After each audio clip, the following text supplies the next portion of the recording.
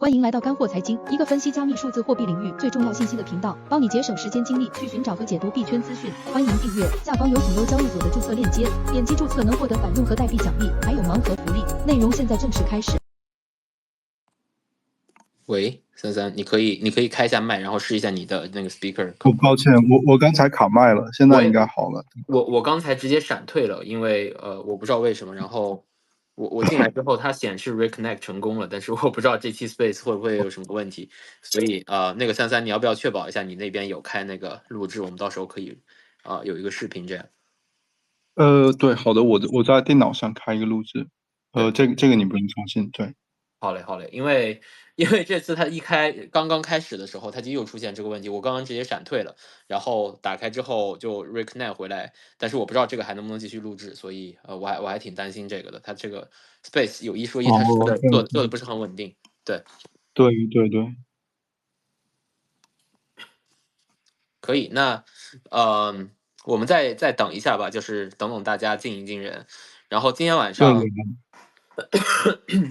主要其实主要想说的一个就第一个点，就是因为我们上一次做完 space 之后，我跟三三都觉得这期 space 干货挺多的，然后就有很多信息是我之前可能都没有听到过的，因为我们上一期请到了这个 MyDoge 钱包官方的这个 CTO 和 CEO 过来。就来到我们这个 space， 但是因为 space 的原因，就它现在这个 space 这个功能其实它不是特别完善，然后 X 现在又在做很多大刀阔斧的改进，对吧？他就这周的时候，他又说要把这个就是你Alex is here right here， Alex, I sent you the co-host. Just let me know if you want to be the co-host or you want to be a speaker. Okay. Let me see.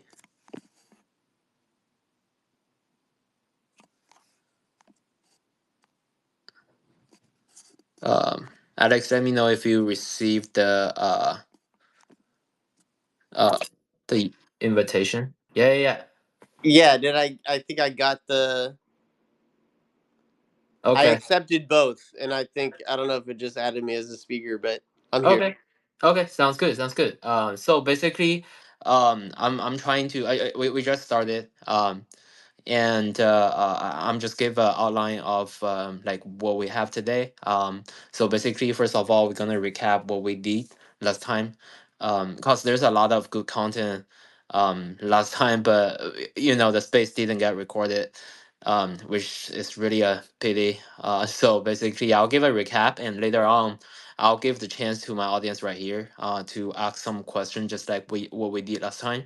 I feel like that's the best way to let people know you guys what you guys are doing, and there's thousands of Doge holder in China, and they want the right information over there.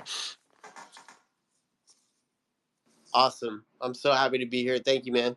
Sure, and I'll go ahead with the Chinese, and then and once I'll do it real quick. So basically, give a brief recap, but it will take some time for sure because we got a lot of stuff last time, right? And if you have questions, just let me know. Like turn on the mic anyway to stop me. All right. I think you you got the co-host right now. So basically try the speaker just in case there's anything happen. I couldn't hear Sure. you. Yeah. It works. I can hear you. So Fabric, welcome. Let me assign you a speaker right here. And what I'll keep saying Chinese, and I'll give you a chance because we're still waiting people, and I'll give an outline of today's space. So basically, once like finish that, I'll let you guys. So Fabric is a really good friend of mine. We just met in person last night, right? So but like we've been talking a lot about Tesla, right? And everything. Um all right, I'll talk to my Chinese audience right here, and later on I'll give you guys some time to introduce yourself.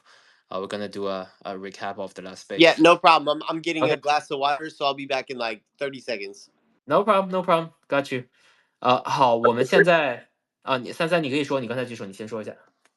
哦，对，我刚才想说的就是，我们应该给我们的那个听众解释一下我们这个 space 的形式，因为可能有些人听不懂英语，就是包对，我明白。括我刚才想到，因为对你需要来回的翻译的话，其实你说的部分有一些部分我可以帮你做那个英译汉的部分，就是如果你需要帮忙分担一些那个主持的压力的话，可以，没问题。等会儿那个我会嗯，有一些那个上次 recap，然后可能会需要你补充一下，对因为我可能记得也不是很全。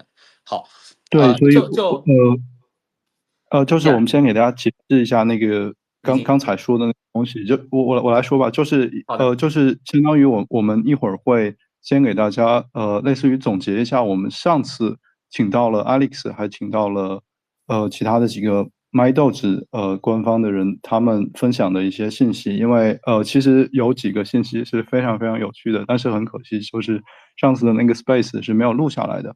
然后另外就是我们总结完上次的之后，我们会给大家提问的机会，就是大家可以直接向那个 Alex 提问，就是你可以用汉语提问，然后 Chris 会帮你把这个问题翻译成英文。所以大家其实有什么问题，现在都可以如果你可以想到，你可以去想一会儿提问，包括你想以文字的形式提问都可以，你可以私信发给我们的主持人，然后他会帮你去转述这个问题。对，我想今天就是这样。其实今天这个 space 应该也是非常有趣的，非常难得的一次机会。对，我就想说这些。对，好的，好的，没问题，谢谢三三。等一会儿，就是我们今天的 space 就先去重新说一下上次我们大致说了一个什么内容。有很多很就是有价值的信息，然后接下来呢，我会给大家机会去问这个问题。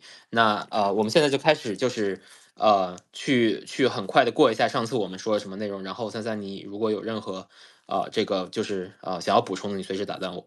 好的，就上一次我们其实就已经请到了这个 MyDoge 官方钱包的这些CTO、CEO，然后还有那个 CB Doge Designer 他们来到我们这个 space 里面，然后回答大家的问题。所以我觉得这还是一个比较好的一个机会。然后上一次围绕的几个问题呢，主要我记得第一个问题应该是我们问了一个关于 MyDoge 钱包这个中文的问题，因为有很多朋友就看不懂，然后也不知道怎么去设置 MyDoge 钱包，所以说，就很关心什么时候能出那个支持多语言环境嘛。然后他们就说，他知道这个 Doge 是一个很大的 community，就是一个很大的社区，有很多的人，他们现在也在做这个工作，也知道这个重要性。因为为什么？因为最近因为随着这个行情的变得火热一点的话，他们这边有181个国家。就是在访问，在使用这个MyDoge 钱包，所以这个其实也是出乎他们意料的，就是有这么多的国家的用户在这里，然后那这个多语言环境绝对是非常非常重要的，所以他们是意识到这个重要性了，但是还在做这个事情，就这个会是需要一些时间，然后他们也很抱歉，不能立即推出一个中文的这样一个服务，但是就我记得韭菜君。在他之前有做过一个非常详细的教你怎么去用MyDoge 钱包的这样一个教程，然后包括我这边一会儿也会放一个我现在来放吧，就是有一个教你怎么去使用 MyDoge 钱包。韭菜君那个好一点，因为它有就是更多的图文说明，然后我这边的话就只是一个算是把官方的做了一个翻译，所以我现在这里我先分享一下到我们的 space 里面。对，我这个上面呢，就是一个官方的翻译，所以大家可以去看一下设置一下自己的 MyDoge，然后因为这个也是非常重要的一点，这个我等一下也是一个点想要讨论，就是 MyDoge 和 X 这个关系，然后为什么我鼓励大家去下载并且使用这个 MyDoge，对，这个也是等会儿我们会讨论的一点。然后第二点的话，这点上面现在你有没有什么想要讨论的？就是想要补充。没有，对，没有，你可以继续说。第二点就是我记得之前不是有一个人问那个为什么没有开源的这个问题，对对对对。就如果你还记得，对。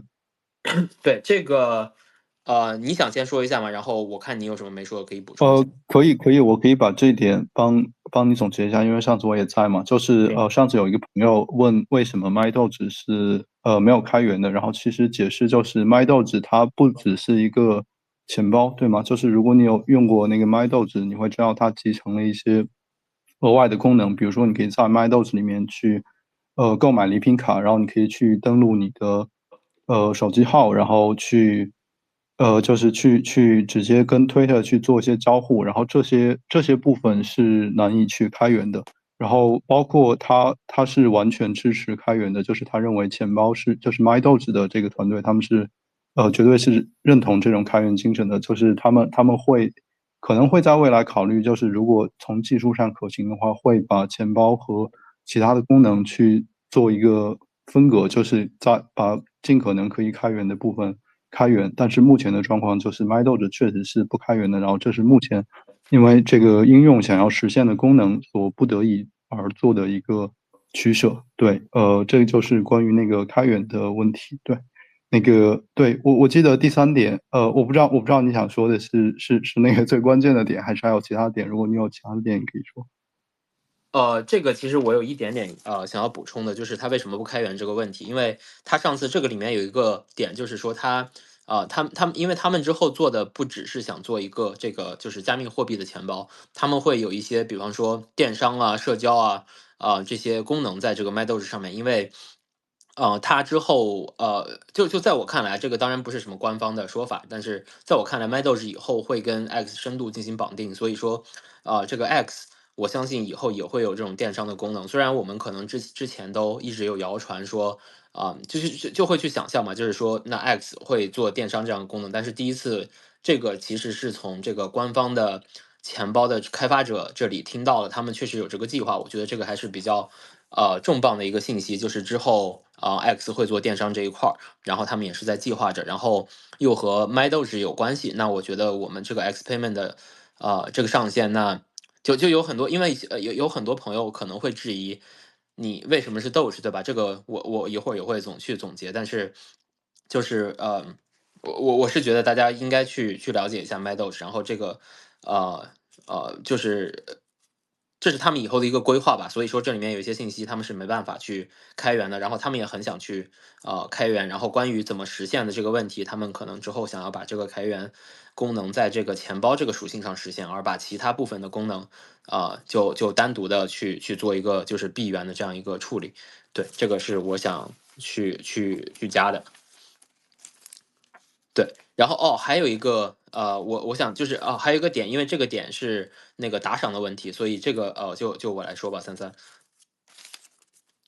这个是没问题。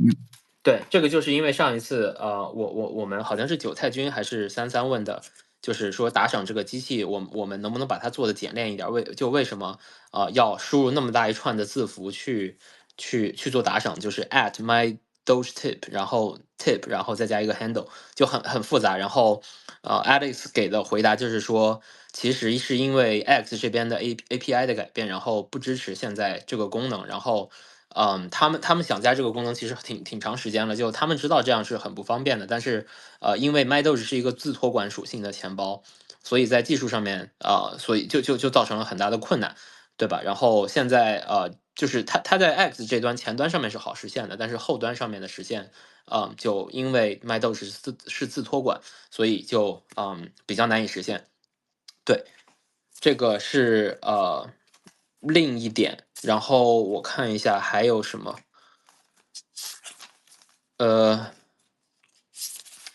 还有就是，我记得上次说到那个去提问他自己介绍他的那个类似于怎么知道的狗币，然后他之前的那个工作背景，我不知道你记得对对对那个点吗？对，我这里有，对。所以还有一个点，我觉得这个也是算是比较就是重要的一点，也是我们没有从这个，也是一些背后的故事。就是说我问了一个问题，我说这个 Bill Lee 到底是谁，对吧？然后他也是就说这个是一个很好的问题。然后他说就如果你知道 Bill Lee 的话，那你肯定是就是对这个背后了解会比较多一点。然后反正他说的这个 Bill Lee 算是幕后的一个人，就是大家如果去搜的话，他的那个 handle 是West Coast Bill，所以他算是一个幕后的投资人。然后他刚开始的时候，这个 Alex 他只是一个就是做有20年的一个 video，就是视频编辑经验或者说软件工程的 engineer。然后从2018年开始，他从刚开始做咨询，然后做以太坊上面的 smart contract，就智能合约，然后做一个就是这种开发者。最后后来就是他偶然之间他说 Bill Lee 去找到他，然后找到他之后就说想要去做就是 MyDoge 这样一个项目。然后他刚开始还不知道这个 Bill Lee 是谁，然后但是后来他去 Google 了一下，就说哦，原来这个 Bill Lee 是 Elon 的那个非常好的一个朋友。如果大家有读过那个 Elon Musk 的自传的话，就大家可能会对这个人有印象。如果没有的话，大家可以去了解一下，就是这个人是他把 Elon Musk 劝回到这个 Twitter 上面，就是之前有一段时间他是很不想去用这个 Twitter，但是这个 Bill Lee 把 Elon Musk 劝回来。对，所以这个人在 Elon Musk 这个布局里面是非常重要的一个人。然后后来他们就讨论说，这个 MyDoge 这个东西就是这样一个钱包吧，当时还不叫 MyDoge，就说用什么币去完成这个结账或者结算或者支付。然后他们就在想用什么 EDH，用什么闪电网络这些但是那个 Bill Lee 就说 it has to be Doge，就说这个必须是Dogecoin。为什么？是因为这个东西是一个就是the people currency。对，这个是 liter， 就是真的是他们对，当时就说原话这么不要说的。在其他的上面浪费时间了。我记得他的原话是这样说的，就对对对 Bill Lee 是，对，就他就说这个必须是 Doge，就是因为这是一个 people currency，然后反正对，这个基本上就是我们上次讨论的一些大概的内容。因为这个我想今天给更多的时间给大家，就是去问问题不想去就是在这里去总结上一次太多然后之后等一下呢，我会先介绍，就给这个 Alex 他们做一个介绍，短暂介绍。然后我会给大家一些时间问问题最后我们这边其实还有一些加群的信息，大家因为我知道很多朋友就不停的在问加群，所以说我们这边其实也有群。然后33和韭菜君等会儿可以说一下他们的这个群，因为我知道很多朋友想要去加群。对，这就是我们今天的一个计划那我就先介绍一下 Alex， 因为这个他上次也算是从上次一个 space 里面一个总结吧。就他呢其实是现在就 MyDoge 这个钱包呢，他怎么讲呢？他是我为什么刚才我说我觉得他是一定是 X 上面官方的钱包，因为你结合这个 Bill Lee 是 Elon Musk 好朋友，然后这个 MyDoge 又是他投资的。那我看不出来任何其他的钱包有比这个更好的优势，就是在我看来可能是一个淘宝和支付宝的一个关系，在将来我不知道这个就是准不准确，但是我觉得这个会有一个比较长足的发展。但是确实他们现在还是一个比较早期的阶段。然后Alex 他们也在做这个事情，就是在改进这个钱包的功能然后回答一些问题他是这个 MyDoge 的 CTO， 就是他是一个首席技术官在这个MyDoge 钱包里面。所以他的那个 direct message 是开着的，大家有任何的问题，其实你都可以去问他，甚至用中文都可以，因为他可以用翻译软件然后他们的这个service， 他们这个服务是没有外包的，都是他们自己这个团队的人在做这些回复。所以你在使用MyDoge 时候有任何问题，大家也可以去 DM这些人他们我相信会给回复的。如果说你真的遇上什么问题说 DM 他们没有什么反应，也可以来找我一下。对他是就大家可以去看一下他的主页，也可以关注一下他。因为我觉得他会在这个Doge 的推广的道路上，他的起码这个 MyDoge 这个钱包会有一个非常非常重要的作用所以大家可以去早一些了解一下。对那接下来我就先跟这个 Alex 去很快的说一下就我们刚才说了什么，然后接下来大家就可以有什么问题去问一下，好不好？So Alex, I was just finishing the recap of the last space, and basically I told people like your DM is always open, and just feel free to reach out if you have any questions. And I believe that the MyDoge gonna be the wallet that gonna be integrate to X as to finish the payment function, right? So I encourage people to download it. If there's any question about the MyDoge, just reach out to you. And you guys didn't really outsource the service, right? If I'm not wrong. Yeah, I mean 100%. Every DM comes to me. Every help support request through the wallet comes to me. I posted a link to our Discord as well. I'm trying to grow the people on Discord. If you're on Discord, I know a lot of crypto people are. Come to our Discord. I'm gonna be doing more like live interactive stuff on there as well. I'm parallel streaming this with Discord right now. So anyway, we love X. X is the best platform for engaging with like Dogecoin community, but we want to include everybody. .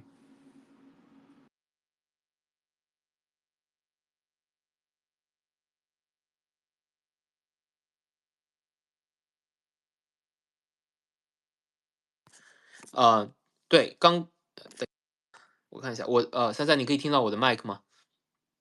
没有问题，我可以听到。OK，刚刚我这儿好像有一点点卡了。对，反正就是他还说了一下，会有这个 Discord 群，大家在他的那个第一个 post 上面，如果大家想要去了解的话，他在那边想搞一个社区，但是他们可能主要讨论的还是英文，所以这个社区你们可以了解一下。对，他刚才就说了这样一个，然后我们也可以去看一下，就是我们在这个空间里面这几个新的就是其他的speaker，这个 Fabric。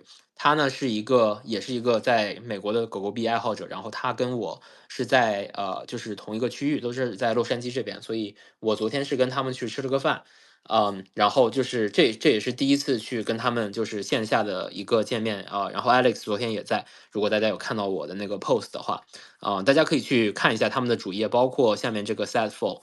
这个朋友也是我们的一个狗狗币的支持者，然后还有这个 Dogecoin。Dogecoin Exposed 这个朋友也是一个就是做英文内容的很好的一些就是狗狗币相关内容的创作者。如果说大家想要了解更多，都可以去关注，然后了解一下。就这个 Dogecoin Exposed，他会做很多的这种就是graphic design，怎么说呢？就是一些图片的设计，所以大家可以去关注一下。然后 Fabric 他是一个芭蕾舞演员，但是也是一个非常热爱他是一个法国人，然后他就来美国很多年了，但是他是一个专业的芭蕾舞的一个演员和教练，所以说大家如果说对这方面有兴趣的，也可以去关注一下，对。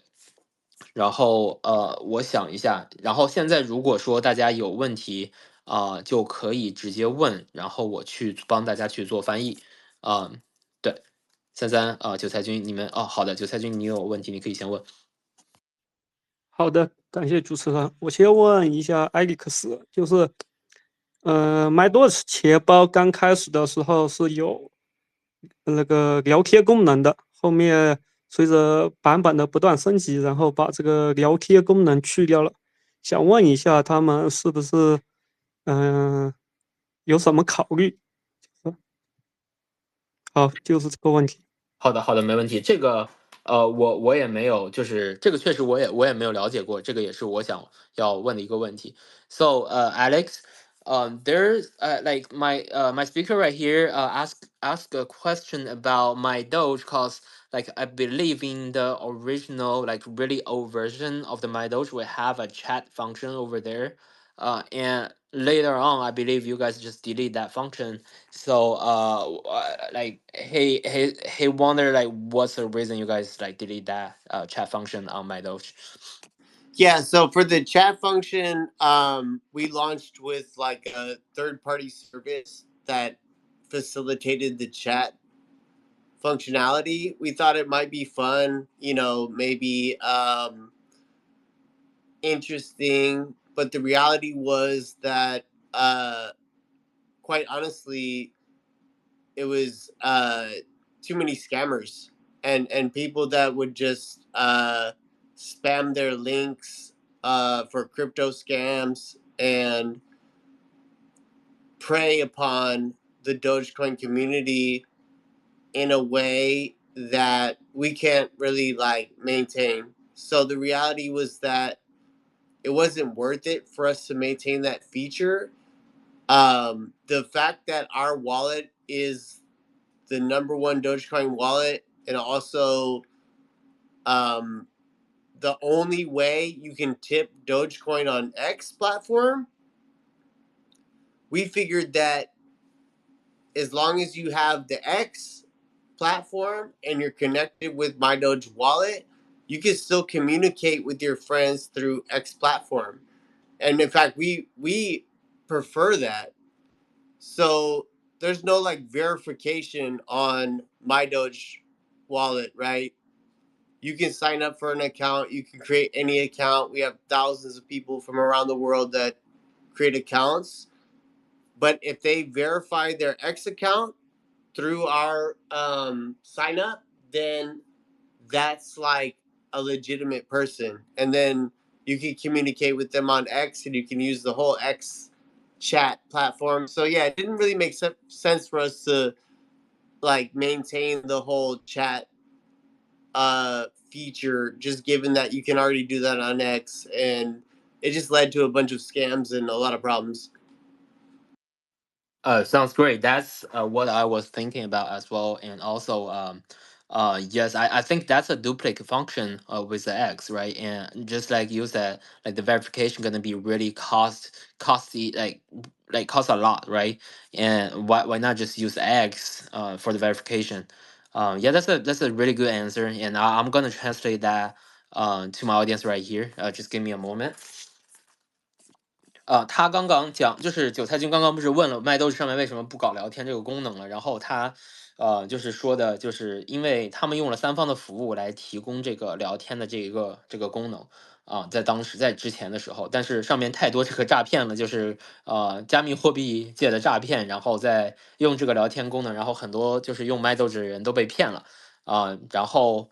后来他们就觉得这个没有任何意义，因为大家都在用这个诈骗，然后最后就说，那如果说之后我们要是跟 X 上面整合的话，那因为 X 上面是有这个身份验证的这个功能的，对吧？然后就说那我们用 X 上面去做沟通就好了，那就不需要有这样一个重复的功能在这个 MyDoge 上面。主要其实还是因为诈骗太多了，没有办法去做这个MyDoge 上面没有时间和精力去做这个身份验证，你其实是不需要太多的这个信息就可以在上面注册一个账号的。对，我不知道这个有没有回答到你的问题，韭菜君。Okay, thank you, Alex. Yeah. You're So welcome. yeah. 1 second. 所以我就着这个问题呢，也其实有一个也不算问题吧，因为我想让 Alex 讲一下他那个 DOGEverse，就是有很多中国的这个用户，其实他们是收不到这个短信验证码的。然后我昨天跟他讨论一下这个事情，所以我会让他简短的去介绍一下这个 DOGEverse 是什么东西。大家也可以听一下，就是因为很多人他不太明白这个MyDoge 这个钱包怎么用的。对，So Alex, basically, I kind of want to ask a follow-up question regarding what we were talking about. So basically, cause you said there's like not much of the verification for MyDoge, like speaking of the Dogeverse, right? And we were talking about the Chinese users, they couldn't really verify, um, you know, on the get the verification code on the MyDoge wallet, because of the China got a firewall or something like that. They just couldn't receive it. So, but that don't really impact about how we use the MyDoge, right? If you want to give like a brief instruction over there, I can be the translator. Just talk about MyDoge wallet, Dogeverse, what is this, and also like the safe phrase to keep it up. Yeah, absolutely. That's a great point. I mean, that's pretty much the #1 point. This is the one thing that is very confusing for everybody, not just Chinese users. Like, you created wallet with MyDoge wallet. It's a self-custodial wallet. That means you own the keys to your Dogecoin. Those keys are controlled through your seed phrase. And that's the #1 thing. That's what determines your Dogecoin address and what allows you to transact on the Dogecoin blockchain. Similarly, you can use that same seed phrase in any other crypto compatible wallet, and you can still use your Dogecoin. So it's not actually dependent on MyDoge wallet. What we added is a social media layer, which is extra to the wallet, which allows you to post memes and allows you to interact with people in the Dogeverse, which is really just about posting pictures. You're able to receive tips and interact with people. You can have a profile picture, but that is not your wallet. The wallet is controlled by the seed phrase, and so it's like a two-layer authentication. You have the first layer, which is your wallet, the first and foremost, most important for anybody that signs up. You have to back up the seed phrase, and that's your Dogecoin wallet, right? The social media layer, you can log in with your phone number, and then that gives you the ability to create a profile and have a picture and interact in the Dogeverse, but it's not required, okay? So anybody in the world that wants to transact in Dogecoin can just use the basic functionality without signing in with their phone number. And a good point to make is that, let's say you want to change your wallet address, you want to create a new seed phrase or whatever, you can do that. You can sign out, you can sign in with a new seed phrase, you'll have a new wallet. It doesn't matter. Like, if you sign in with your phone number, your social media profile that's in the wallet will always update to the seed phrase address that's restored currently. So the idea is that not everybody in the world like wants to sign in with their phone number or create like a social media profile. That's fine.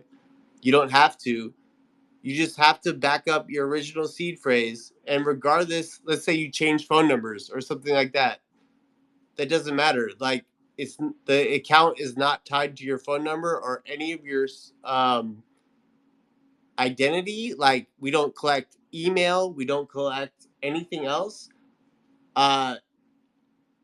You're in control of your Dogecoin. So as long as you have your seed phrase backed up, it doesn't matter what social profile you create. You could create a number of social profiles, like whichever ones you want. I'm sorry. Yeah, maybe that's Yeah, I think that's a okay. good stop point over there. So I can translate Okay. that. There's a lot of content already. I just think don't want to miss any good point over there. Yeah, the key thing is the seed phrase and the phone number are separate. You have a wallet controlled by the seed phrase, and you have a social profile controlled by your By the phone phone number. number. That's Gotcha. it. That's it. And yeah, okay, that's a good point. 这个我来解释一下，就是他刚才讲了一个什么，因为这个也是很多朋友在用这个 MyDoge 钱包的时候面临一个问题，因为大家如果说有在使用过的话，会发现它上面有一个输入手机号码就可以注册一个叫 Dogeverse 的一个东西，但是这个东西呢，它实际上跟你的钱包是两回事，它这个东西就是MyDoge 上面有两个功能，一个就是我们说的钱包功能，它是一个自托管的钱包，所以所谓自托管就是你要对你自己的资产负责，然后你唯一能够控制这个资产的一个东西呢，就是你的 C phrase，就是你的助记词，所以这个你是必须要去自己保存好的。你用这个手机号即使注册了 Dogeverse 上面的账户，如果你丢了助记词，也是无法找回你的这个你的钱包的。然后第二个呢，就是说然后这个 C 费就是这个助记词呢，他们只要是12个单词的助记词在别的钱包上面支持的那其实就是你除了用这个 MyDoge，你用任何的其他的钱包也都是可以去拿回你这个币的，即使 MyDoge 这个钱包有一天不在了但是你这个币去别的钱包上面，你还是可以去拿到的。所以这个也是一个他刚才想强调的一个点。所以说这个 Dogeverse 它只是一个功能性的，就是社交功能性的一个东西，但是跟这个钱包其实是两个东西。然后我知道很多中国人他是没办法，就是我们在国内的话是没办法去就是用国内的手机号去连接的。然后这个韭菜君刚刚也在下面给了一个方法，就是说在注册的时候输入中国手机号，先输入+86，对，大家可以去试一下，看看可不可以。然后但是这个 again 它只是一个社交的功能，它不会帮你去找回你的这个钱。如果你没有记住自己助记词的话，你是找不回这个钱包的。这个钱包你要记得，然后助记词是找回钱包的唯一方法，就是那个 save phrase 在里面。然后对，这个就是他刚刚想补充的，就回答的这个问题。然后就是这个问题，其实我还有一个问题，也是关于这个就是因为今天有一个post 一个贴文，就是说not your key not your wallet， 对吧？然后not your key not your coin， 就不是你的这个钱包就不是你的币。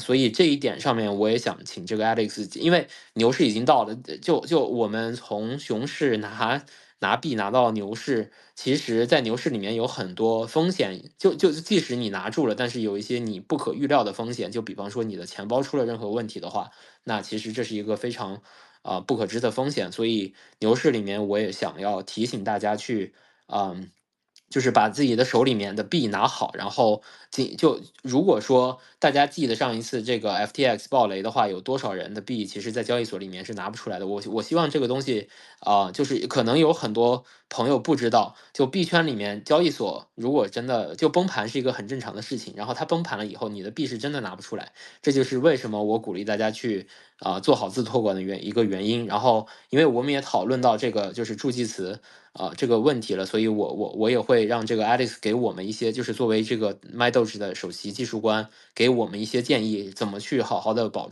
存我们的狗狗币。对，我就准备要去问他这个问题。So Alex, basically I was like kind of explain what you said just now. So basically explain that's like two layer system over there. One is social media, and one is the wallet.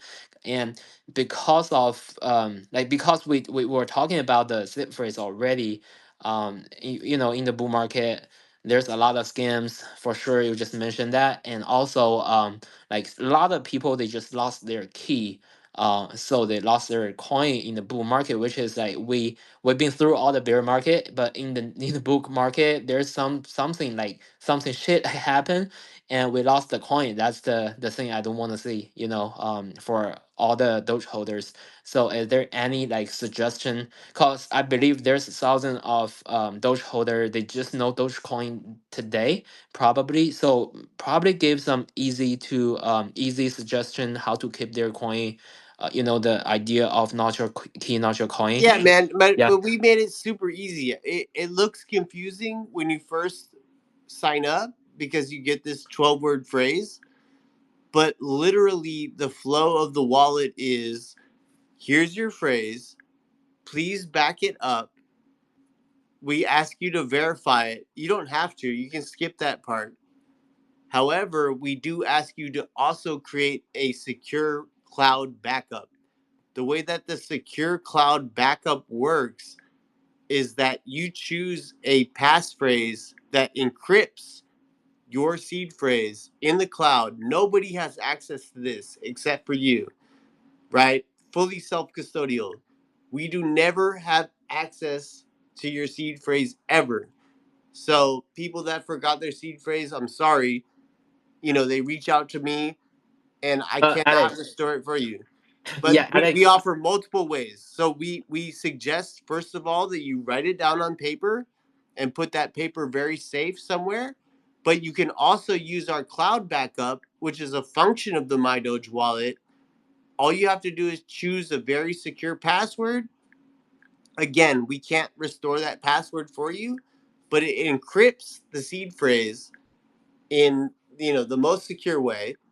And creates a hidden file which exists in cloud storage on both iOS and Android, and we kind of consider that the easiest way. So we want people to do both. Write it down on paper and create the secure cloud backup. If you follow all of the instructions when you log into the MyDoge wallet, you're going to be fine. Sounds good. Thank you for the suggestion about the safe phrase. But I do have a question before I translate this to my audience. So, you were mentioning that to create a cloud backup, but because I know most of the cloud provider, they're pretty safe. They're like the big company, like Google, Amazon, all that. But is there a like risk that like all those cloud, like they just have a leak of the information, and your safe phrase just was stolen, if we do the cloud backup? That's a great question. And No, who is that the cloud service provider for MyDoge, if you can let us know? Thank you, Alex. no, absolutely. That is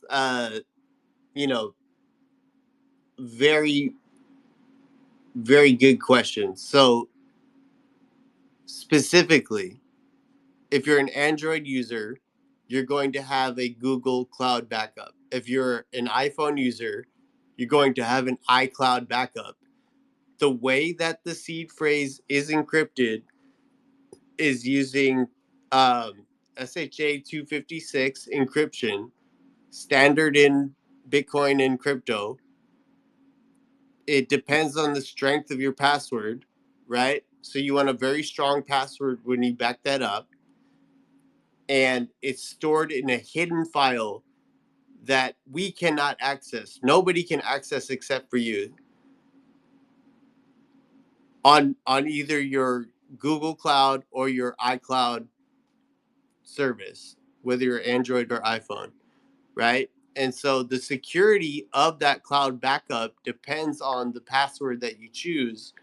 And again, we don't store that password. It is all in your hands. So this is what, if people understand encryption and stuff like that, like it's really about the strength of your password, right? So if you use a very strong password,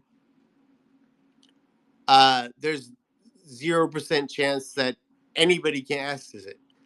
Even if Google or Apple could access that file on their own system, it's encrypted by your own password.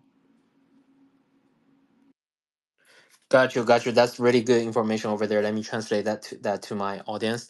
刚刚我问了一下 Alex，就是在这个牛市里面有什么就是给我们这些新手的，有可能我们很多这个狗狗币持有者只是一些新手，对吧？那最基础的一条建议，在熊市里面就是要怎么去保持好自己的币。最重要的就是这个助记词，就是这个 safe phrase。这个如果说你没有从你的币把你的币从交易所拿下来，其实你是没有这个 safe phrase 的。然后如果你用一些交易所的钱包，可能就转到你的自己的钱包的话，你才会有这个东西。他说的就是你要自己保管好你的这个助记词，然后最好是能够写在纸上，或者说是就是某种物理的备份。然后他说也鼓励大家去创建一个安全的云端备份。为什么呢？就是因为你这个物理的这个东西其实还是有去被丢掉的风险。那然后云端的备份的话，它可以你只要设置一个比较强的密码，然后你能记得住这个密码，其实你就总能找回你的这个助记词备份。所以我可以稍微补充一下，就是那个。对，他解释的应该是说，就是你如果是 Android 用户，你会有那个 Google 的备份，然后你如果是苹果用户，你会有 iCloud 的备份，然后这个备份就是那个应用里，当你要去使用备份的时候，它是会提示用户去输入密码的，然后这个密码你需要是一个强密码。什么是强密码？你需要去谷歌一下这个强密码的概念，就是应该并不是说一个你觉得强的密码是强密码，你需要去谷歌一下具体什么叫强密码，然后你去做一个符合这个强密码标准的密码。那么从数学上就是没有人可以去破解你这个备份的加密，即便他获取了你的 Google 云盘或者 iCloud 的这个访问权限，因为你的这个东西是有强密码加密的，所以即便如此，他们也无法去访问你的这个备份。我觉得这个是很重要的，就是如果你要给你的钱包去做一个在线的备份，你一定是使用强密码加密之后，再去使用的这样的备份，这就是在你要去在线备份的情况下，对，我觉得他这个回复是非常准确的，对，我就想补充这一点。好的，谢谢33。然后还有一点就是说，我刚才问了，就你这个云端储存，如果说这个大公司的云端不安全，如果被攻破了，那怎么办呢？对吧？你还是有信息泄露的一个风险在这里。然后他就说，因为我们是用这个强密码去保护的，即使这些人拿到这个文件，但是他也是加密过的。然后你任何人攻破了，即使攻破了苹果或者是Google 的这些服务器，拿到了这些东西，他也是看不了里面的你这个助记词的。所以这个云端还是比较安全的，也推荐大家可以去备份一下。对，然后我不知道33这边有没有问题想要去问 Alex， 或者说有吗？如果有的话，你可以说。对，我有一个问题，然后对我想那我就拿英文问，然后我之后可以翻译或者请你帮我就是翻译给汉语给大家，因为我怕就是转述的在因为有点长这个问题，我想一下怎么说。So, Alex, I have a question for you. So in 2021, there was something interesting I noticed. So basically, Elon Musk declared his support for a Layer 1 Dogecoin network upgrade multiple times, including in his tweets and in some interviews. So there was a tweet. I tried to find it and pin this to our space. If you guys can say this. So basically, in this tweet, he replied to someone. So quote Elon Musk. He said, "Achieving truly decentralized finance power to the people. It's a noble and important goal. Layer count depends on projected bandwidth and compute, both rising rapidly, which means single layer network can carry all human transactions in future in my own." So that's what Elon Musk said. And I think Elon Musk talked about this from time to time, like countless times on Twitter, podcast, and there was a conversation with Jack Dorsey back in 2021. And if you guys know, Jack Dorsey is his kind of Bitcoin maxi, and in that conversation, Elon Musk said something like back when Satoshi created Bitcoin, the internet bandwidth it's way lower than what it is today. So Elon Musk think there people underestimate how far we can push the layer 1. So and also Elon Musk make a great argument about block size. Basically, he said if small block size is good, why is no one arguing for a smaller block size than 1 megabyte? So is there anyone saying that? So Elon makes that argument in that conversation, and I think it's really interesting because it seems like there is no way Elon don't know what he is talking about. He is clearly making an argument for a future on-chain upgrade. And also, I think back in 2021, he said something like working with Dogecoin dApps to improve system transaction efficiency, potentially promising. That's in one of his tweets. So I found that really interesting because I think the general Dogecoin community seems to have not paid much attention to this. I suppose Dogecoin community are not that technical for most people, and because technically, whether to choose a layer 1 network upgrade, it's a huge decision. Like last time in Bitcoin community when this was discussed, there was a huge controversy like the block size war, and it ended with the user active software camp in Bitcoin winning, and the unchained scale camp basically fork off. So they made their own hard fork, which is called Bitcoin Cash today. So well, it seems like Elon Musk clearly supports layer one network scaling, which means he is pushing Dogecoin to a different trajectory, compared to what Bitcoin did in history. So, I saw some Dogecoin supporters that often interact with Elon on X talk about this several times. It's almost like they know something. So my question is, Alex, do you have any additional information on this potential upgrade of Dogecoin, or it's we have the same information, like we only know what Elon talked on Twitter and on podcasts, and other than that, what's your opinion on this? So that's my question. Thank you. Amazing.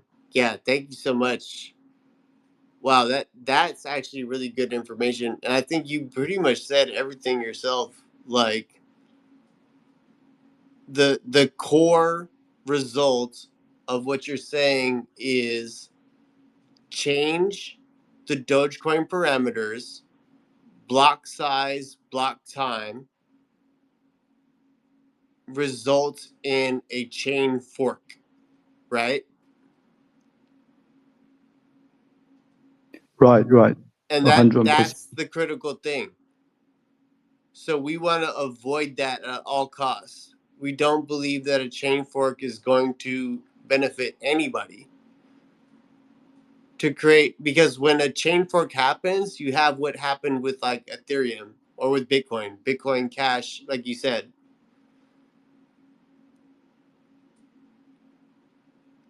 And it's the miners that will ultimately decide the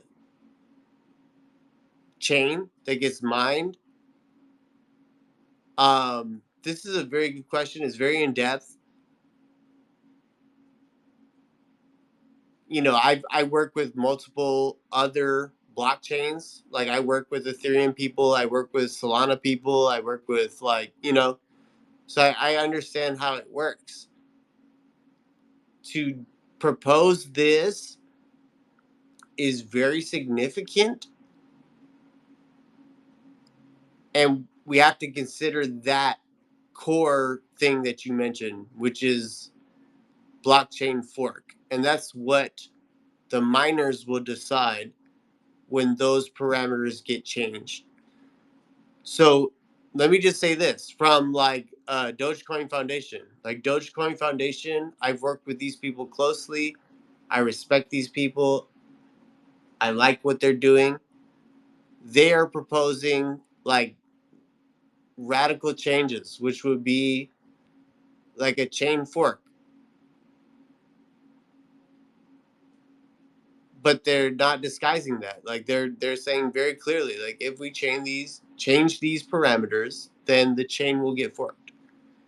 And that's it. It's really not more complicated than that. Like for the average person, it's harder to understand because people don't understand like how to run mining software, for instance, or what it means.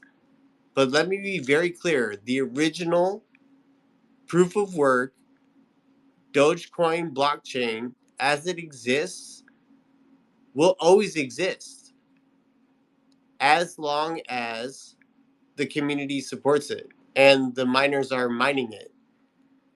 So Elon has a lot of great ideas, and you were actually correct. Like it is exactly what people were talking about in 2017 and earlier about block size, and there are certain parameters that can be changed fairly easily. For instance, we saw fees get reduced 100x by the core devs of the Dogecoin core. and that got released in an update that the miners all accepted, right? To change these other parameters is not as straightforward, and there are other developments now, I will say, like in the blockchain space, where perhaps these are best left unaltered. And this is just my personal opinion. You asked me my personal opinion. I am a Dogecoin layer 1. I'm not a maximalist. I'm nowhere near a maximalist because obviously I'm involved with other like crypto projects, but I don't think it's worth it. Like I think like the Dogecoin layer 1 as it exists is functioning pretty much fine. Like the biggest problem we see is kind of the rise in chain growth, and that's from dogenals and other like inscription kind of technologies. But otherwise, it's working.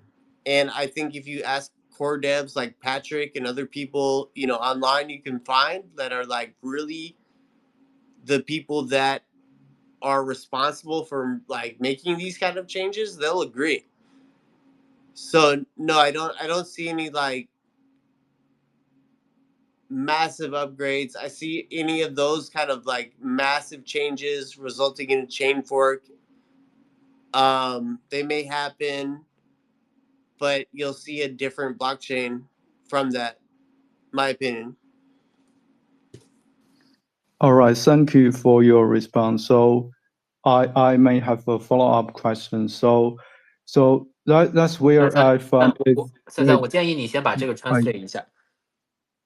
对，因为 Okay, so 你先 translate， 然后你再去。All right. So Alex, I might have to translate that to our audience, and after that I have a follow-up question. If No, that's sure, okay. no problem. Okay.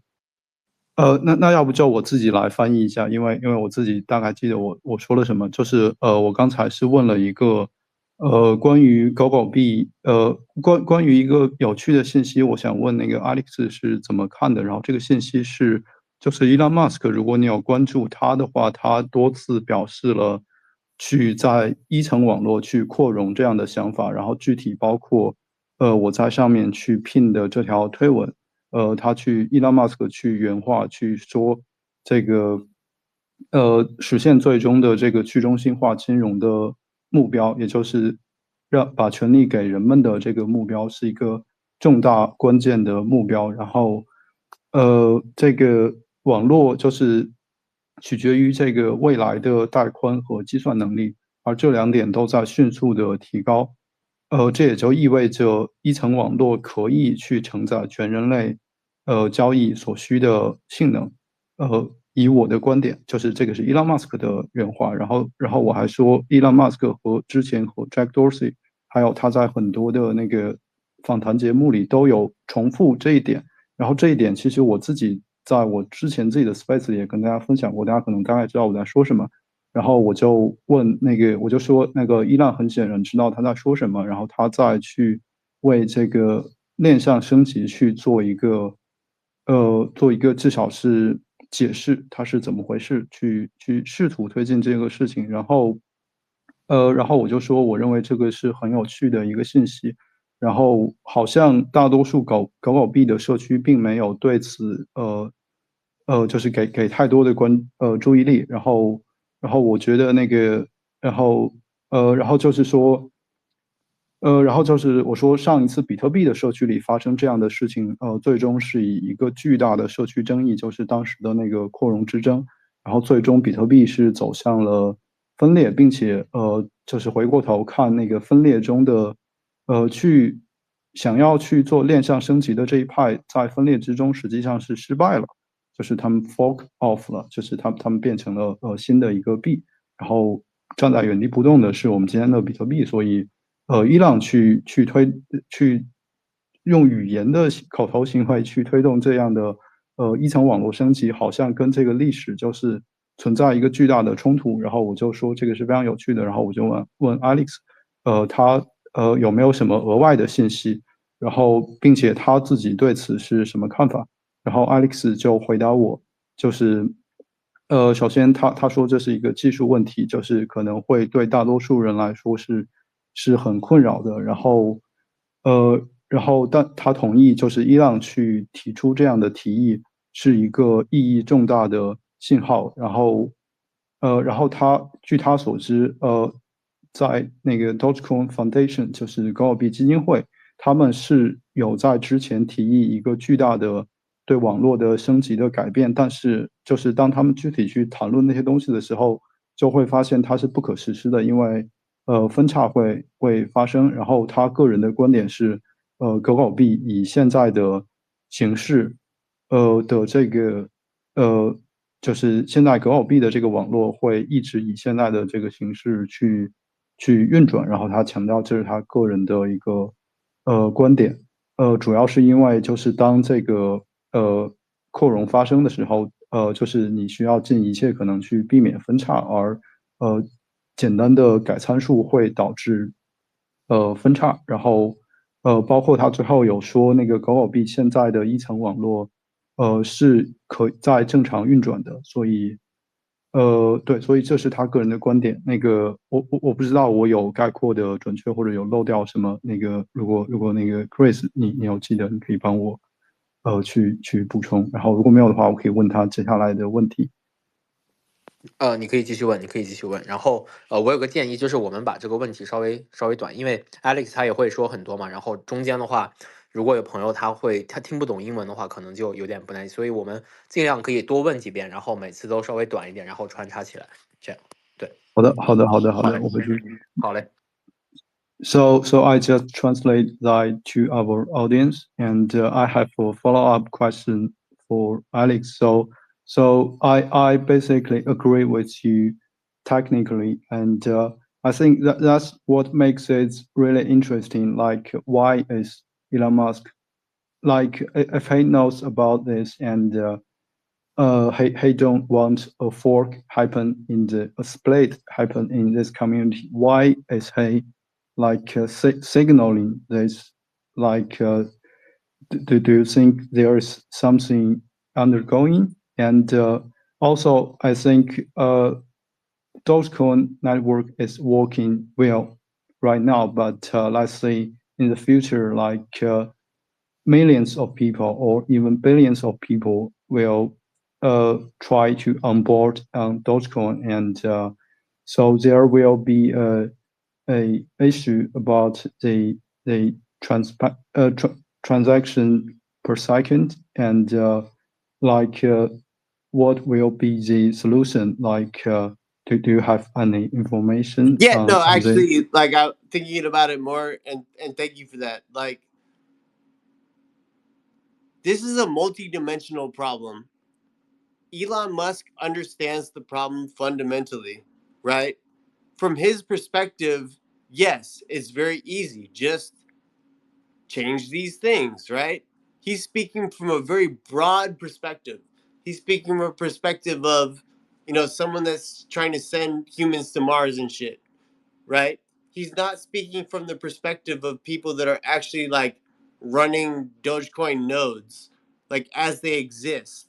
So the core problem is you can change these parameters and then, okay, maybe we get more transactions per second, but then the blockchain size increases much more rapidly and it prices out individual node runners. This is the 2017 argument, Bitcoin Cash, like you said.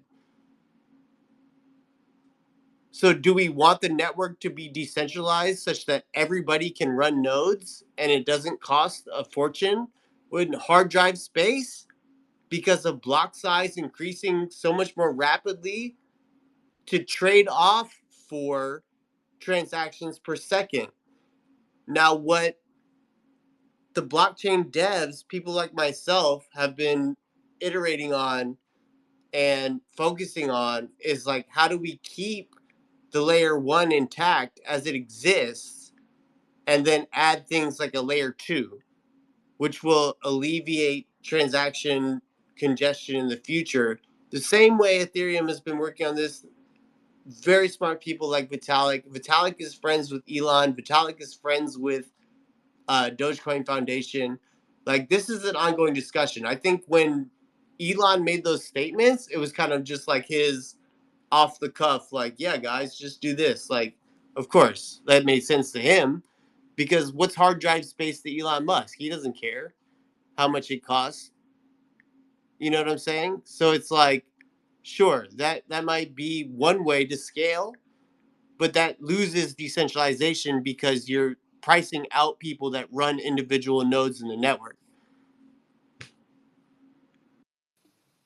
Okay, thank you for your answer, and I will quickly translate that for my audience. And so basically, 那个我刚才问就是，我刚才问的问题就是，首先那个伊朗，就是我的问题是为什么你认为伊朗马斯克会去释放这样的信号？然后另外就是在那个未来，就是当这个网络需要承载更多用户的时候。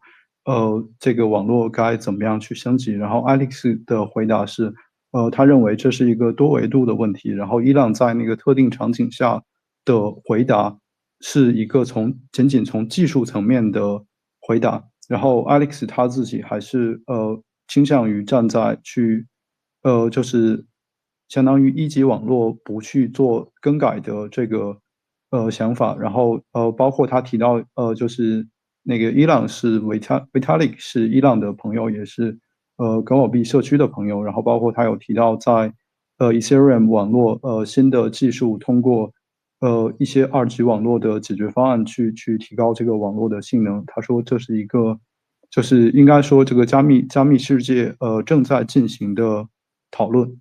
对，这个是刚才的那个对话。So Alex, if I could follow up a question. So like what I find interesting is like Elon is almost signaling it too much. Like he signal it whenever he can, and I don't know if I'm thinking too much, but it feels like Elon is playing a culture war. And what I find really interesting is like there was a tweet. Basically, Elon said something like, just change the parameters, 10 times block size and like 10 times quick block time. And what's interesting is like if you look at the comment, there are a lot of Bitcoin community basically saying like Elon knows nothing. But in the Dogecoin community, it's almost the other side, like the Dogecoin community, most like, yeah, Elon is right. And I found that really interesting because I think Elon knows like knows what his words carry. Like people are going to look at what his side, and also on the another thing is like Elon. One of Elon's friends, his name is George House. I don't know if you know. He's very famous in the hiker community, and basically he is a huge supporter for on-chain scale, layer 1 scale, and I find it's really interesting. And also you mentioned Vitalik. I think there was a podcast like Vitalik basically saying what's the difference of a hard fork and a soft fork, and Vitalik explained why hard fork is actually more gentle than a soft fork, because in hard fork you can choose whichever side you go along. And I think in 2016 there was a huge hike event in Ethereum, and Vitalik did a very controversial hard fork at that time, and but it turned out most of the Ethereum community actually agree with the decision. So I don't know. And also after that podcast, Elon retweeted that podcast and said something like he pretty much agree with Vitalik. So I may not agree with you on the layer 1 and layer 2. So I just found like why is No, Elon let's be Musk? very clear. Like, let's be very clear. Okay. You can change these things, and you're going to create a hard fork, which creates a new blockchain. That means that every exchange that currently lists Dogecoin now has to list a new thing. That means everybody in the community that's now invested in Dogecoin has to understand this new thing. You're creating a fragmentation. I staunchly disagree. I think that we need to keep Dogecoin layer 1 as it exists, and the people that are invested in it and the people that are building on it, it's not about achieving like a Visa TPS. TPS is a red herring. It's not even like the metric that we should be watching. We should be watching the amount that gets settled. This is the Bitcoin argument, right? Well, this is more like the Bitcoin. No, I'm saying like, exactly. This is what it is. Like the Bitcoin chain processes less transactions, but they actually settle more value in dollar amount, right? well, that's for now. Like Bitcoin But start earlier, so it have a first mover advantage. TPS And is a red herring. These sort of parameters should not be changed just on the whim of somebody, making a tweet. And this is what devs, we consider it like every change that goes into the blockchain, the software that people are running. And let me just make one comment about Ethereum, because they had a massive hack that resulted in hundreds of millions of dollars lost, and the decision was made to fork the chain. We have not had that. We should not have that. And this is not so easily approached. Like, a hard fork is a hard fork. It creates a new chain. You have to decide, what is that chain called? Is that called Doge 2.0? Is that called Dogecoin? Are we now called Dogecoin Classic? Are we now some other blockchain? Like, no. Like, this is not something to just play with. This is actually very serious. So, and these are things that have been debated. As you've mentioned, you've done a very good job of explaining kind of the whole argument from, I would say 2016, 2017, like onward in the block size wars, right? And so Elon's not wrong, but what he's suggesting is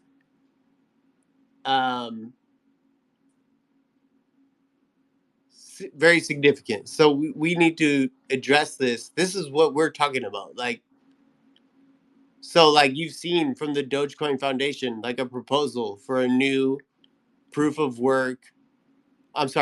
stake sidechain that will exist along the Dogecoin network, right?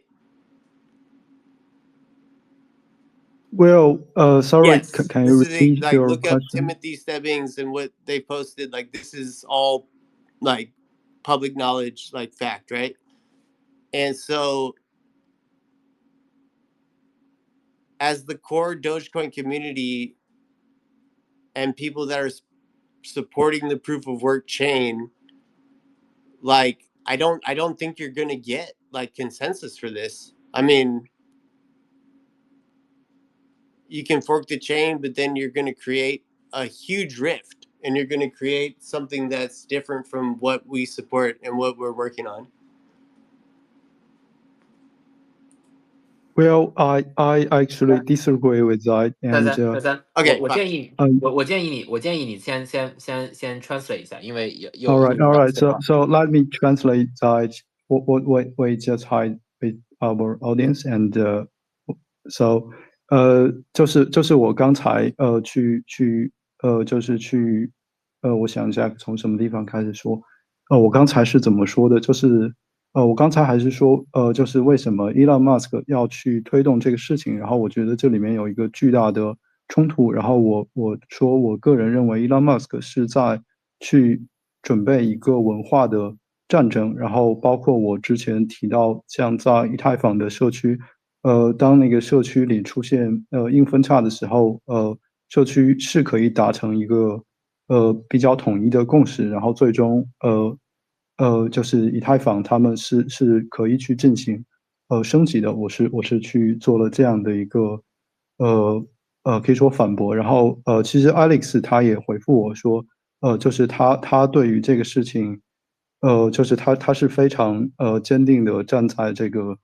就是一层网络是不可以变的这样的一个立场之上的，然后包括他说他有见证过那个17年的比特币社区的争议，然后他解释了当这个分叉发生的时候，你新的分叉叫什么呢？叫狗狗币2.0，然后还是说怎么样？然后那个所有的交易所所有的这些服务，它会怎么样去面对这个事情？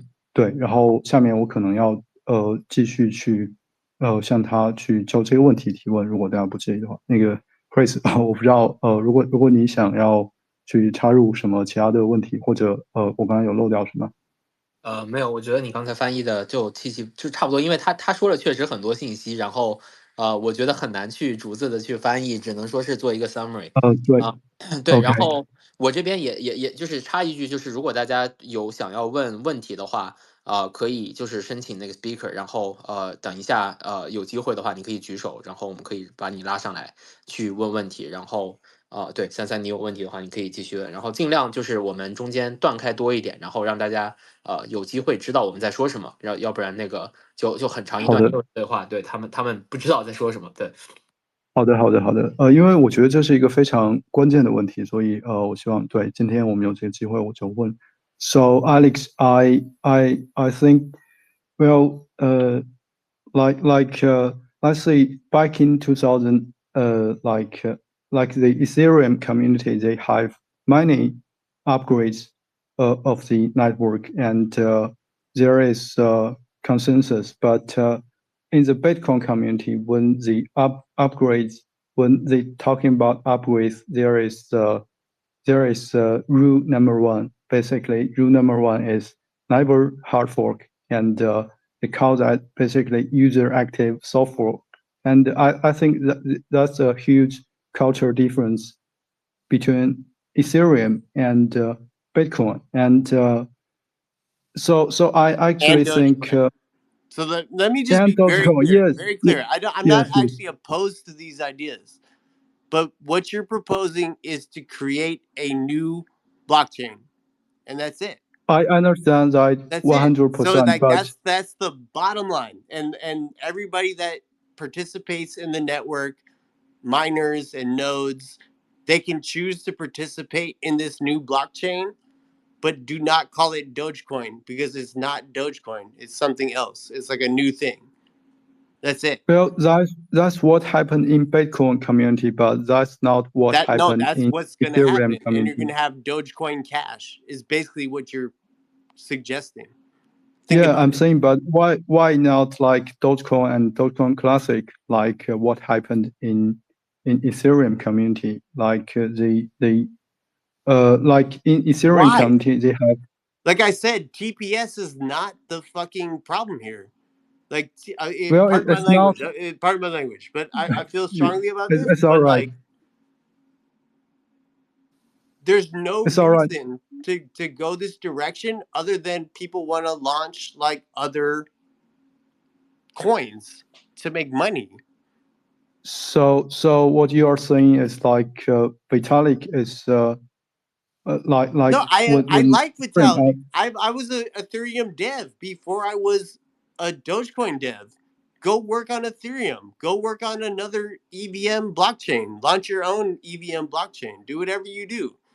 But don't try to fork the original Dogecoin blockchain. There's no reason for that. It's going to work just fine. It's going to continue to work as it's working. The biggest problem we have, as I said, is the growth of the blockchain size due to Doginals and other inscriptions. Same problem that Bitcoin Layer 1 is having. And we're going to do it just fine because we have better parameters than Bitcoin as it exists. So yeah. Well, I actually disagree with that. So my question would be like, let's say just for the argument, let's say Elon is asking for a fork of upgrade of He's Dogecoin not. network. And, Elon is not asking for a fork. well, I think he is signaling that, and Yeah, to you me it's pretty can clear. speculate that, but we're gonna see what actually happens, and I guarantee you, Elon is not asking for a fork. I actually disagree with that, but yeah, I think Okay, you made your so point very clear. brother, So yeah, brother, let me translate that for our you're audience. very mistaken if you think that that's what the community wants. That's Well, I'm part of the community, and no, you are, I but say, I'm just yeah. saying right now, like you know, as a dev in this community that's working very hard to advance this technology, I'm not opposed to the things that you're proposing. I'm making it very clear that a rift in the community, a fork along Dogecoin Cash or Dogecoin Classic or whatever you're going to call it, is catastrophic, and it's ridiculous, and there's no need for it. And I'm not in support of that. So I pinned something on our space, and it's basically Vitalik talking about the block size war in Bitcoin. And 我建议你 if you 先翻译一下，三三，你中间先卡一下。我可以把这个说完，因为这个是连在一起的。Okay. So back in 2017, like Vitalik, it's like back in 2017, he was on the Bitcoin Cash camp, if you remember that, and I think he quote Vitalik. He said, "Good old 2017, where there are no honest disagreement, only an apex struggle between good and evil." Like, needless to say, I think the bad actors are precisely the people you think are the brave soldiers defending off bad actors.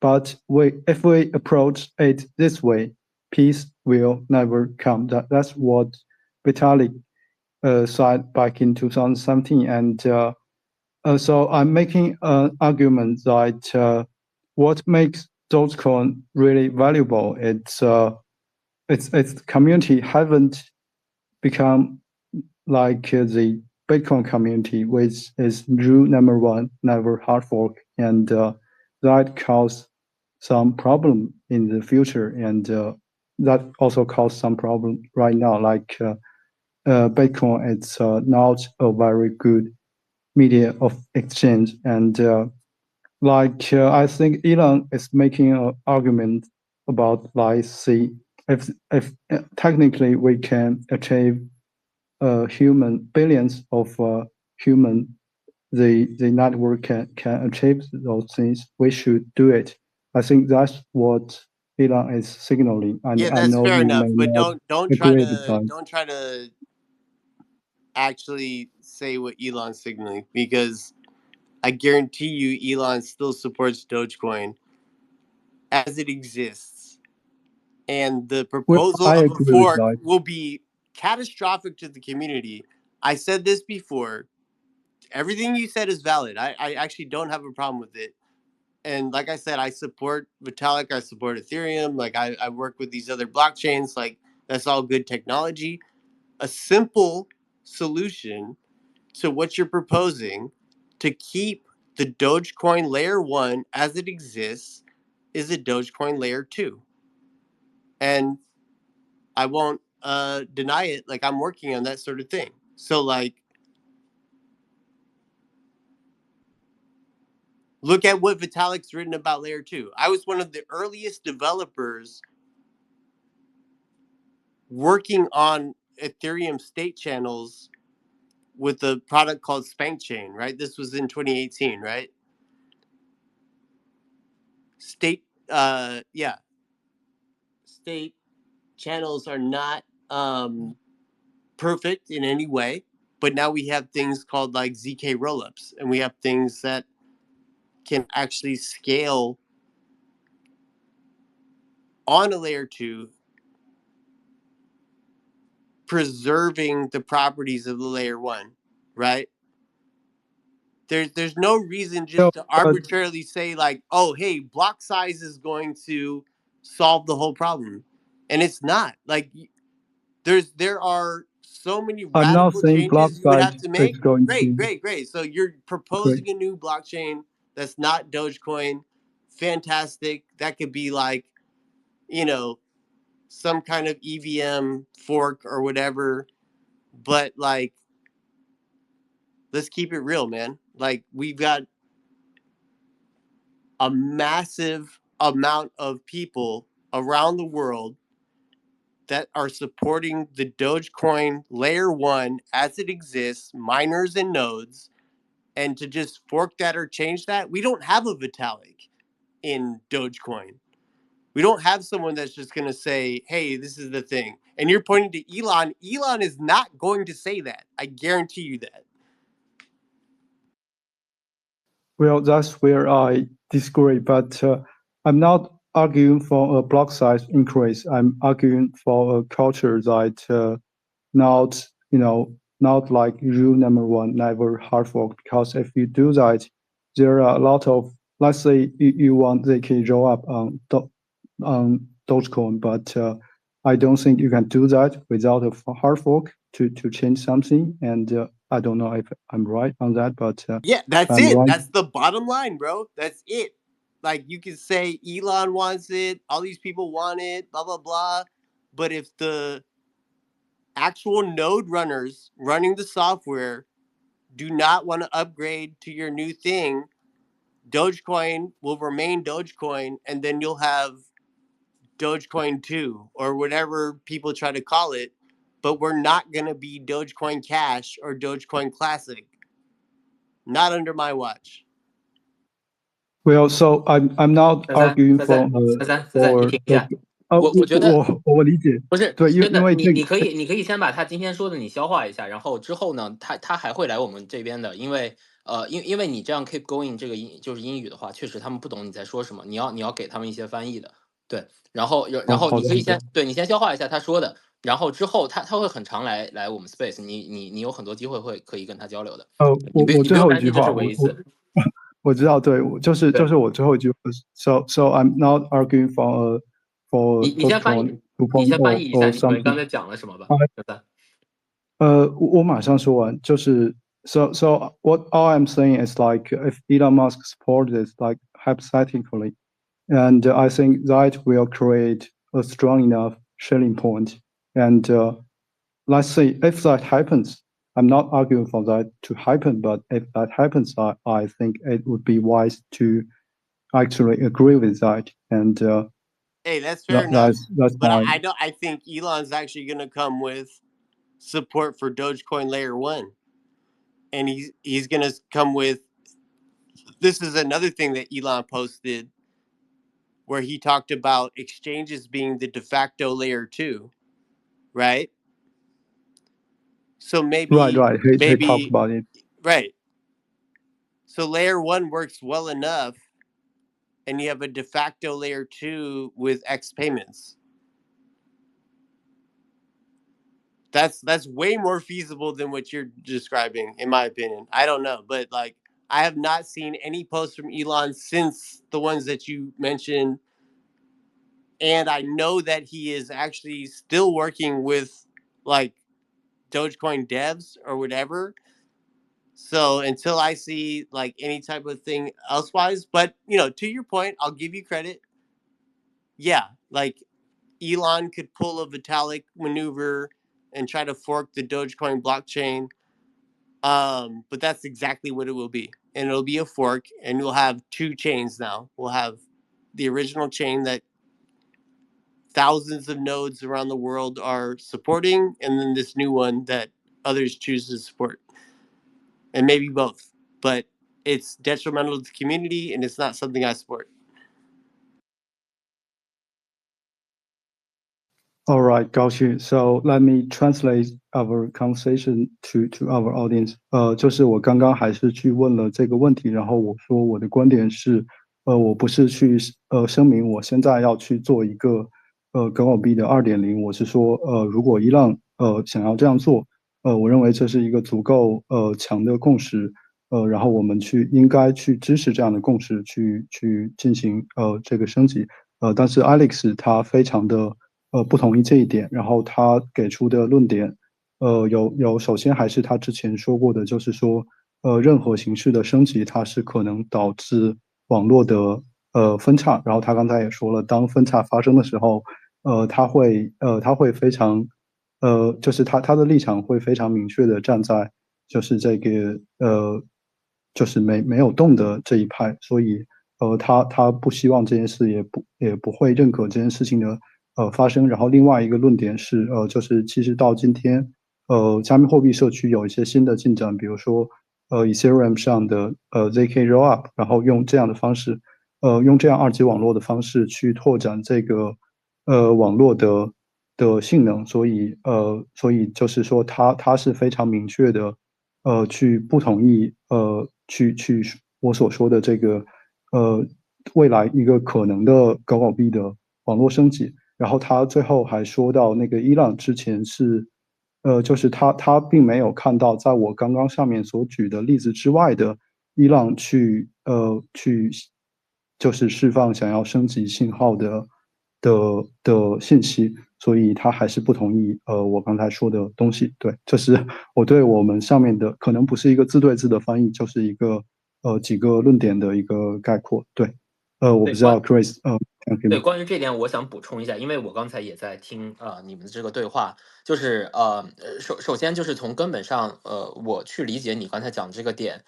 就你看来，其实这个就是伊朗的一个支持，或者说是一个我觉得他的这个口头支持或者说引导呢，算是一个你看来可能是一个 scheduling point， 对吧？就大家会都这样选，但是问题就是，其实 Elon Musk 这个人在整个社会中，如果说我觉得这一点上面你可能有一点信息茧房，因为其实他在整个社会里面认可他的人还是比较少数的，因为你如果把这个狗狗币的共识绑定在 Elon Musk 上面，那如果说不知道 Elon Musk 这部分人，他要怎么去？那他怎么选呢？他怎么知道这个 scheduling point？scheduling point has to be， 就是你必须是在完全知情你这个游戏怎么玩的情况下，他才能选得出来。就我给你举个例子，就比方说现在我有很多的，就因为我在那个小红书上面也有开了一个账号，然后想要去导流来我们 X 上嘛，然后上面有很多的人，他们都不清楚史币和狗狗币什么 Flocky 这些的区别。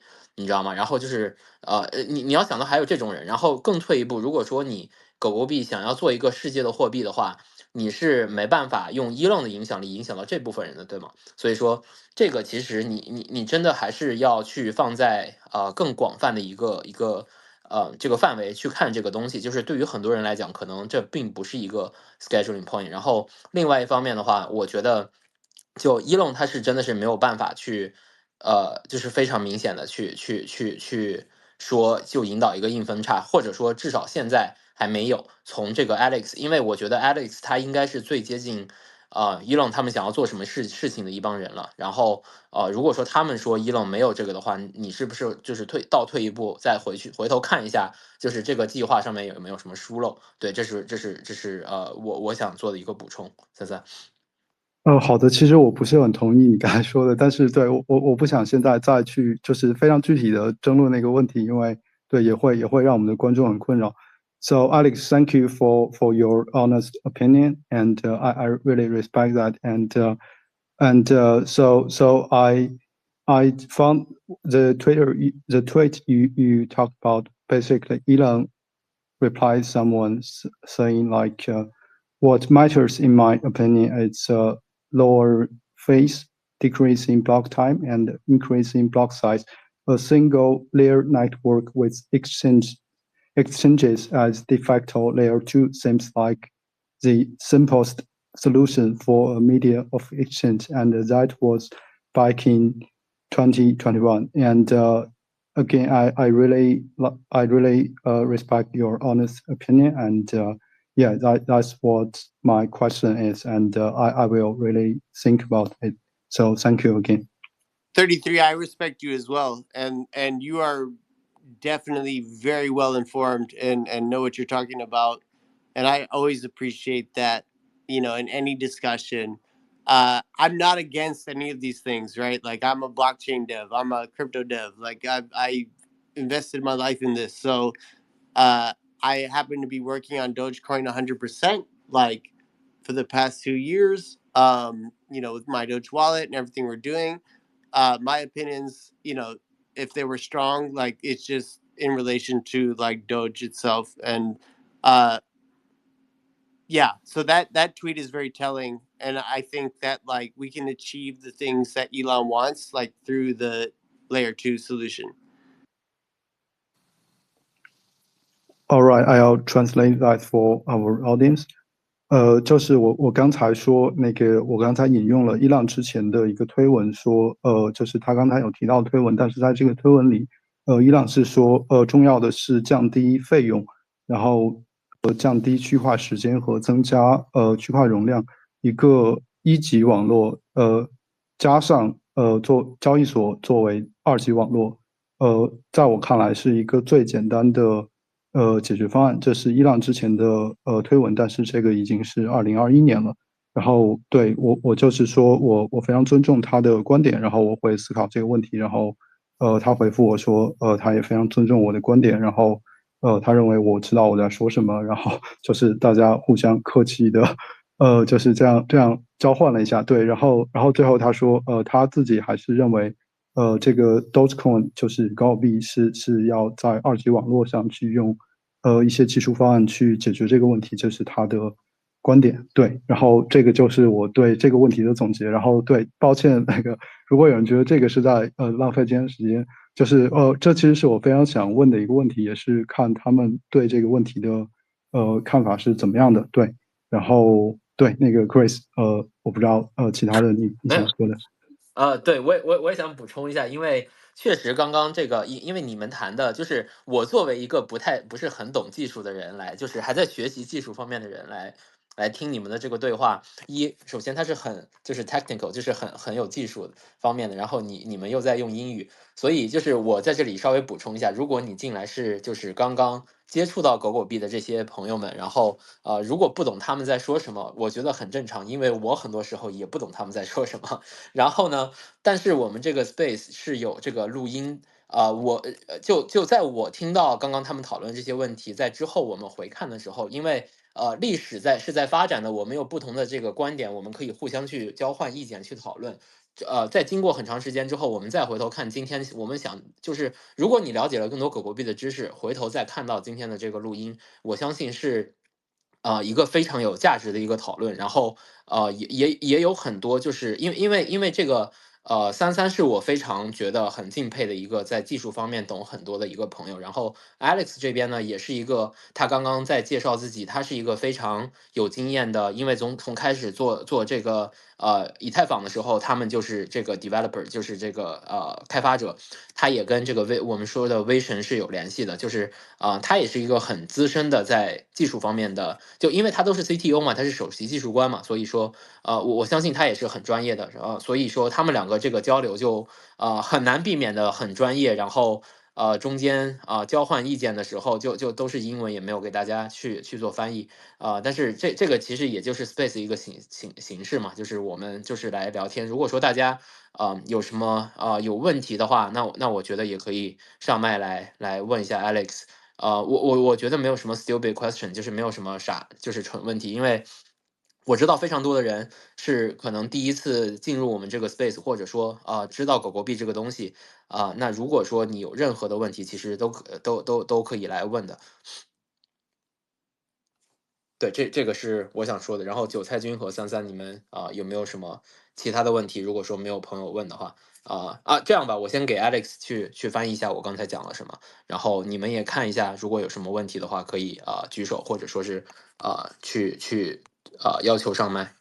So Alex, I was talking about like so basically like I was explaining to my audience over there because like I have to translate to other audience, otherwise it's if it's like all the way English and people don't understand what you guys are talking about, you know. And I explained to them, and what you guys talking about is really valuable. And but you probably already know there's a lot of Chinese, they have no knowledge about crypto, and what you guys talking about is like, oh, what this guy's talking about, you know.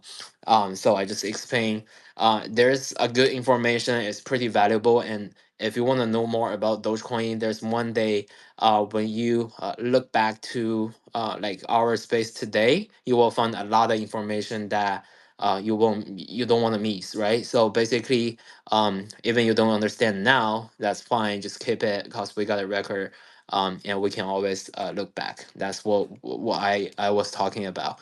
And I'm not sure if you have anything like want to say to the community, cause what I can see in the future is next week we have this the Starship gonna launch, right? And then in April gonna be big month to Doge. We were talking about that last night, right? Do you have any information that you want to share with people right here? Let me translate my question, and then you can start and prepare for what you want to say. All right, Alex. 所以我跟他说了一下，就是大致解释了一下我刚才说什么，然后我又提了一个问题，就是什么呢？就是因为这个牛市我觉得已经开始了，然后我们昨天我跟他出去吃饭的时候，我们多少也会讨论这个行情嘛。然后你如果想听到这个比较官方的朋友、官方的人怎么想这个狗狗币的行情，我觉得这个可能是最好的一个渠道。然后我刚才问的是就是3月14号。我们这个新建的发射会对狗狗币有什么影响？然后4月我们又是一个狗狗币月，然后你对这个行情有什么期待？对，so Alex, go ahead. You can like talk about like what you're gonna expect for the Starship, and also what you're gonna expect for the April. Yeah, thanks so much, man. And first of all, it was really a pleasure to meet you. I had the best time, having dinner with you and just getting to know who you are.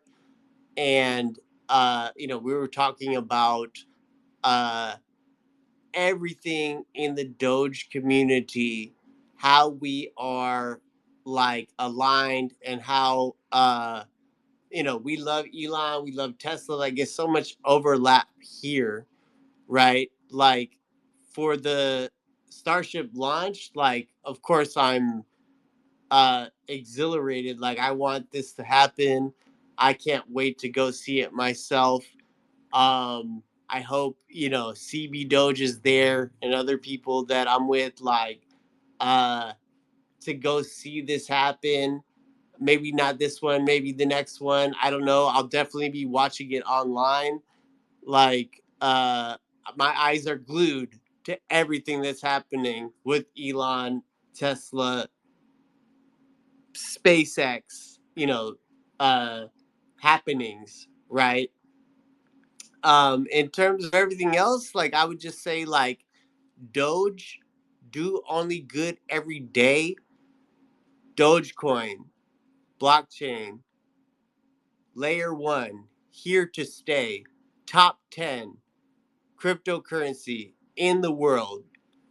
Nothing is going to change this unless we want it to, but it's going to take a massive effort. It's going to take a very coordinated effort. This is what decentralized networks are all about. This is why we do what we do. The power is in your hands. As a individual, someone that's coming into Doge, please check out the MyDoge wallet. It's the easiest way to get involved with Dogecoin. And I am here for your support 24 hours a day. I'm online. Every day I wake up, I just check my DMs. I check all of the support messages that come through my Doge wallet. We want everybody on board. Like, this is it. It's so much bigger than crypto. It's so much bigger than Vitalik. It's so much bigger than Elon.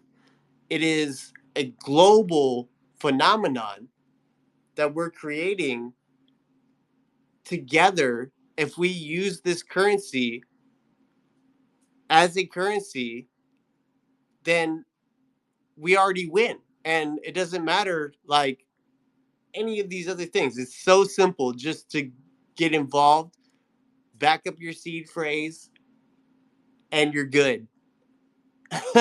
Maybe that's it. Sounds good. That's really good. Like speech over there. Let me translate that to my that audience first. 他刚刚就说了一下这个，就是因为我问的 Starship 他有什么看法，他就说他非常希望能去看，然后这也是一个非常重大的一个事件，然后但是就是如果能去现场看的话，这是一个非常非常好的人生体验然后就说到，然后他也没说什么4月的行情，他就直接说如果说我们就是说总的来讲，DOGE的话就 do only good every day， 对吧？然后但是作为这个一个交易的货币的话，它首先它是把这个power in your hand， 就是把权力交回给人民，然后但是这个东西是有很长一段路需要去走的然后他说然后他就转身做起了就他们这个 MyDoge 钱包的一个宣传，就说欢迎大家去下载 MyDoge 这个钱包，然后在上面如果说你有任何的问题，你可以去直接 DM 他们。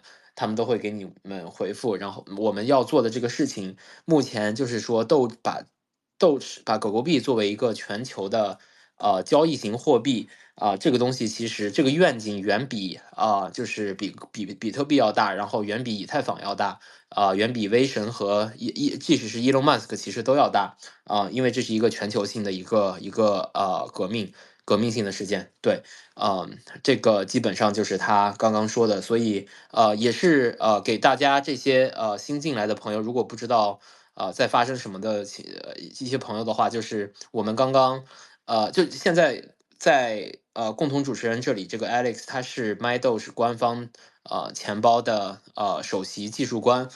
我们现在是在做一个Q&A， 就是提问和回答的环节。如果你有任何问题，你可以举手上麦那个大猛男，我会等一下马上给你一个上麦的机会，你等我说完然后也欢迎大家去关注这个 Alex， 然后下载 MyDoge Wallet 去体验，因为我这个账号运行下来叫做 Doge Tipping， 然后会定期的搞一些投票，会给大家一些狗狗币打赏。如果大家感兴趣的话，也可以来关注我。然后如果你想领取到这个打赏的话，你是必须要去下载MyDoge 钱包，跟你的 X 账户去做一个连接。我在这篇这个 Space 最上面的 post 里面也有一个关于怎么去注册以及连接你的 X 账户的这样一个教程，然后希望大家去看一下。可以多来我的主页参加活动领取狗狗币，对，然后大猛男你可以去发言。Hello， 可以听到吗？可以听到。Let me throw a Dogecoin to the moon. 就我有一个 Dogecoin to the moon. 简单的等一下 Alex what you said？ Let me throw a Dogecoin to the moon. 你就帮我翻译一下，我就主要想问他一个。Yeah, he's gonna ask a question. Give me 1 second. 就是我看他们那个 MyDoge 钱包的，他们有好多这种卡通头像，挺有意思的。就问一下他们有没有计划，就是说多搞一点这种头像，然后就我挺喜欢的。好，就包括那个我来帮你问一下。Okay. So Alex, so basically, he was asking, if you guys gonna have, cause like people really like the profile picture you have right now, the NFT. I believe that was made by the Doge meme girl, and he really like the design and wondering if you guys gonna release more about that collection or that's it. That's it. I think it's done. Yeah, you gotta DM I'm sorry, Doge meme girl. Gotcha. So there's no plan to make more of that. No, you have to ask Doge Meme Girl, and I think the price went way up, man. Damn. All right, we were talking about that yesterday, but yeah, that's a cool profile over there, and I think that's the question he's gonna ask because I think a lot of audience like want that as well. Hopefully, we still work with Doge Meme Girl. Maybe in the future we do something. Maybe we do something with Doginals. Who knows? All right, yeah, let me translate that. 他刚刚就说他们现在目前是没有新的计划去做一批新的 NFT，然后这个东西其实是一个叫 Doge Meme Girl 的博主去做的，也是他们 MyDoge 官方的。然后呢，但是他们说之后也说不定就会有新的出来，但是目前是没有这个计划的。我不知道这个有没有回答到你的问题啊？哎，他好像现在已经不在那个麦上了，是吗？好像。韭菜君，你今天有什么问题吗？然后我今天不是说了那个加群吗？你可以跟大家大概说一下，因为我知道有很多的朋友想要加群。我们这边我大概来先说一下，就是我们这边其实我自己是没有任何的群聊的。然后我不知道33这边他有没有就是自己想要分享的一些群组。然后韭菜君我知道他的主页的上面是有一个群组的，然后可能他也有什么规则。这样的话，我想给韭菜君一个机会去介绍一下你的这个群聊。对，韭菜君。好的，感谢主持人。对，我是有一个群是2021年4月16日创建的，距今已经差不多3年了。我们群的规则很简单，就是禁止聊合约杠杆之类的，然后其他的也倒没有什么规则。就是欢迎大家加群。如果要加群，我说一下这个群是猎豹群，也就是 Telegram。如果你要加群的话，可以在 Telegram 搜索 DOGE88就可以找到，或者是点击我的头像，然后看我的顶字也可以加群。好，我就说这么多。好的，让我先翻译一下大概 what's going on 这里，然后33你可以想一下你有没有群组想要分享。So Alex, there's thousands of like the people actually in China want to know more about X and know more about Doge, but they don't have a proper way to do it. So we're sharing some of the group chat just like what you did for the Discord.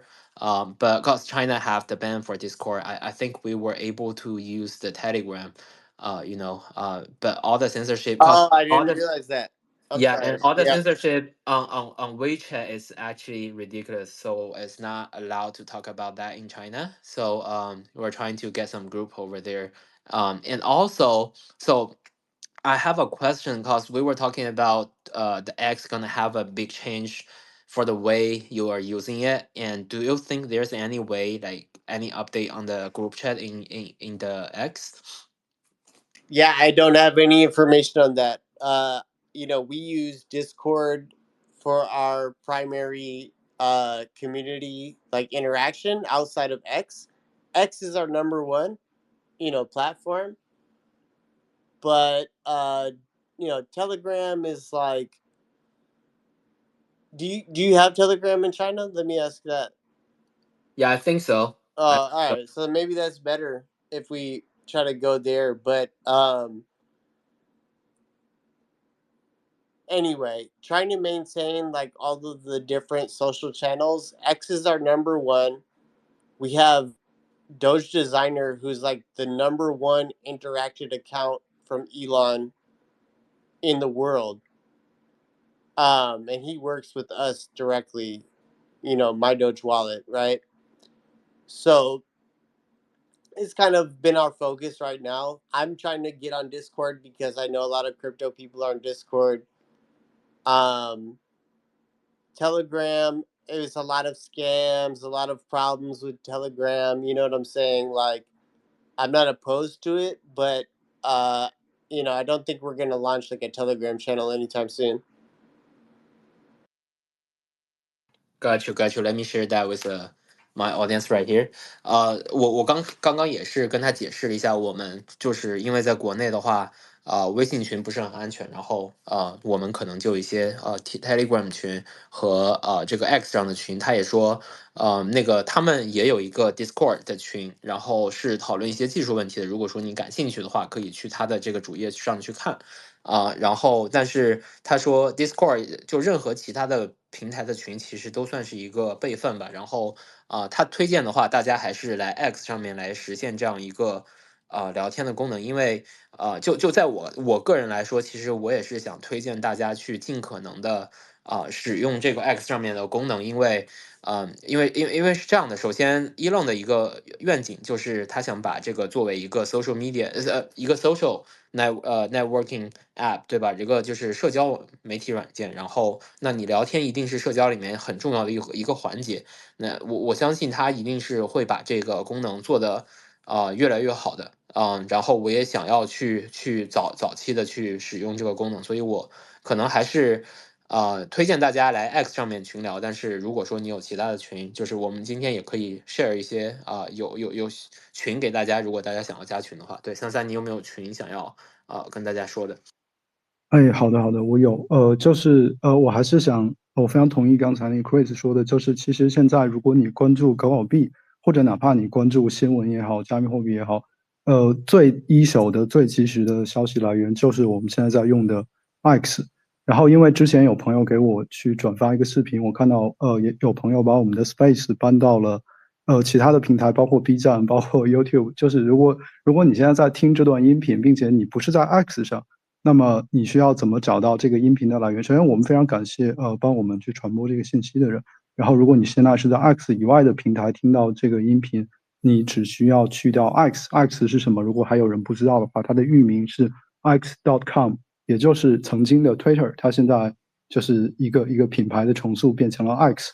然后 X 上你去搜索 Doge Taping，就是我们现在主持人的用户名，它叫 Doge Taping，DOGE。TIPPING 就是神反狗打赏的英文，然后你就可以找到他的账号，然后你就可以在他的这个动态里找到我们往期的 space，然后包括你可以点击他账号下面的有一个亮点栏，亮点栏有就是他发过的，因为发过的东西可能很多，然后有一些信息量比较高的汇总起来的列表，你可以在这里找到我们这个 space 的出处是这样的。然后包括我们昨天也在说这个群聊的问题，因为最近因为市场的原因，确实有越来越多的人就是会去关注到这个加密货币，然后尤其是狗狗币，然后这里面可能有很多人他是第一次关注狗狗币，然后我们昨天就说就是可能汉语世界就是大家就好像习惯性的就很喜欢问有没有群，然后在哪里加群，好像就是有很多信息，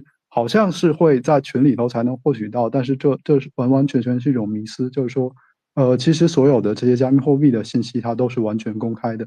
然后退一万步讲，其实那个加密货币的每一行代码都是在 GitHub 上面直接去托管着的，然后那个是怎么回事，你去看一下就好了。就是包括所有最新的新闻，就是 X 永远是最一手的这样的一个信息渠道。然后最后就是我个人有一个纯个人的观众的群聊，就是我会有一个这个群聊，它会有就是看我的 YouTube 视频或者 X 上的喜欢我做这些内容的人，我是有一个群聊。然后如果你想了解加的方式，你可以给我去私信。但是还是我说的，就是如果你现在还没有在用 X，你首先应该先来到 X 上看一看大家在说什么，然后这个社区是什么样的。对，包括我们现在这个 Space，这也是 X 上非常好的一个形式，对吗？就是它是一个语音直播，但是又非常开放的，每个人都可以加进来的这个形式。包括你在听的话，你有问题，其实你也可以来这里去直接的去问大家，每个人都有这样的机会，是这样的一个东西。对，这就是我想说的。对。好的，好的，谢谢三，这个分享，我也去把我们刚刚讨论的这个翻译给 Alex 以及这些就是外国的听众去那个听一下。So Alex and all you guys. So basically, we were talking about yeah, same thing. We promote people like using X for everything. So basically, if you want to have a group chat, just set up the group chat on the X.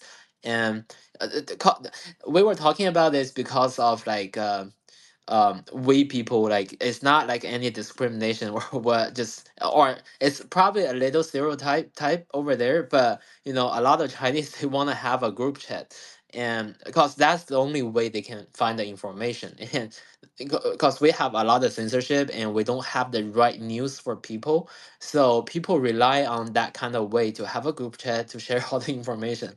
And um so we will encourage people, don't like acquire information from there, because that can be rumor, that can be a lot of misinformation over there.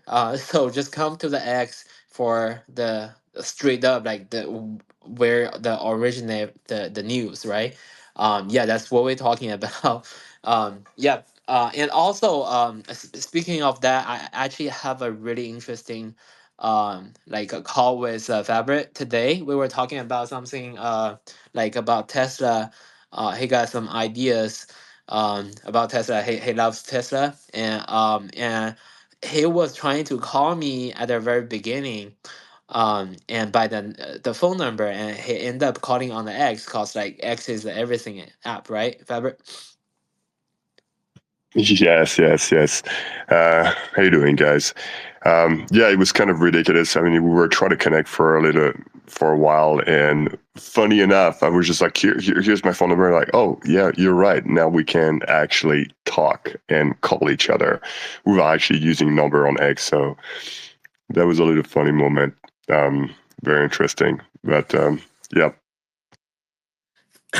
对，然后我给大家也介绍一下，就是这个刚刚发言的这位博主，他是一个芭蕾舞的专业演员，然后也是一个狗狗币的支持者。如果说大家去感兴趣他的一个账号的话，也可以去关注一下。因为我刚才就分享了一个事情，因为今天下午他跟我打了一个电话，当时我们是在因为我们是在 X 上面认识的，然后他还在发给我他的电话号码。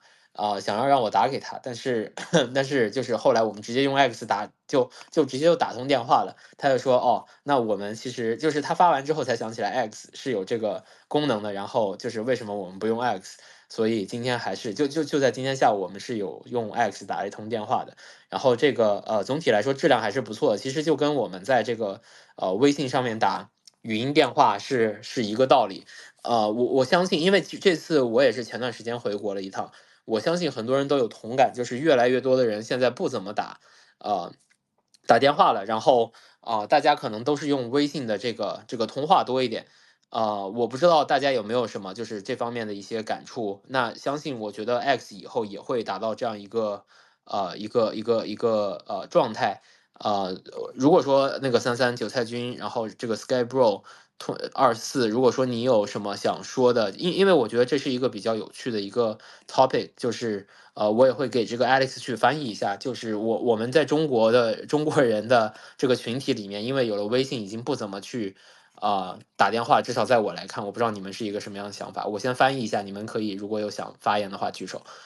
So basically, Alex, what we were talking about is a very interesting thing happening in China right now, because like we've been having the WeChat for 10 years, and right now like because I went back to China last month and stayed there for a month, and all we Chinese right now, we don't use the phone number to call each other. We were just calling through the WeChat, and because Elon was talking about, okay, just copy WeChat, you know. Of course he's joking about it, but you know that you know, calling, video calling and voice calling must be a certain a very crucial part of X to be a everything app, right? So is there anything you want to share about, because right now all the Chinese using it, I believe that gonna happen one day on the X as well. And when you think that gonna happen? Yeah, I don't really know. I think that's a better question for Doge designer. Like, I don't know. In fact, everything I learn, I follow Doge designer, and he tells me first. So he's kind of my number one like source for like everything going on X. I really hope so. I love this platform. You know, as was mentioned earlier, don't trust the group chats. That's a lot of scam, a lot of people just pumping, posting whatever. You know, don't even trust X. Like a lot of the people on here, trust Doge designer, trust Elon, trust like core Doge community. It's a tough world out here in crypto, but it's so much misinformation, all this pump and dump. You might get rich, you might lose everything. Stick to Dogecoin, stick to Dogecoin layer 1. Yeah.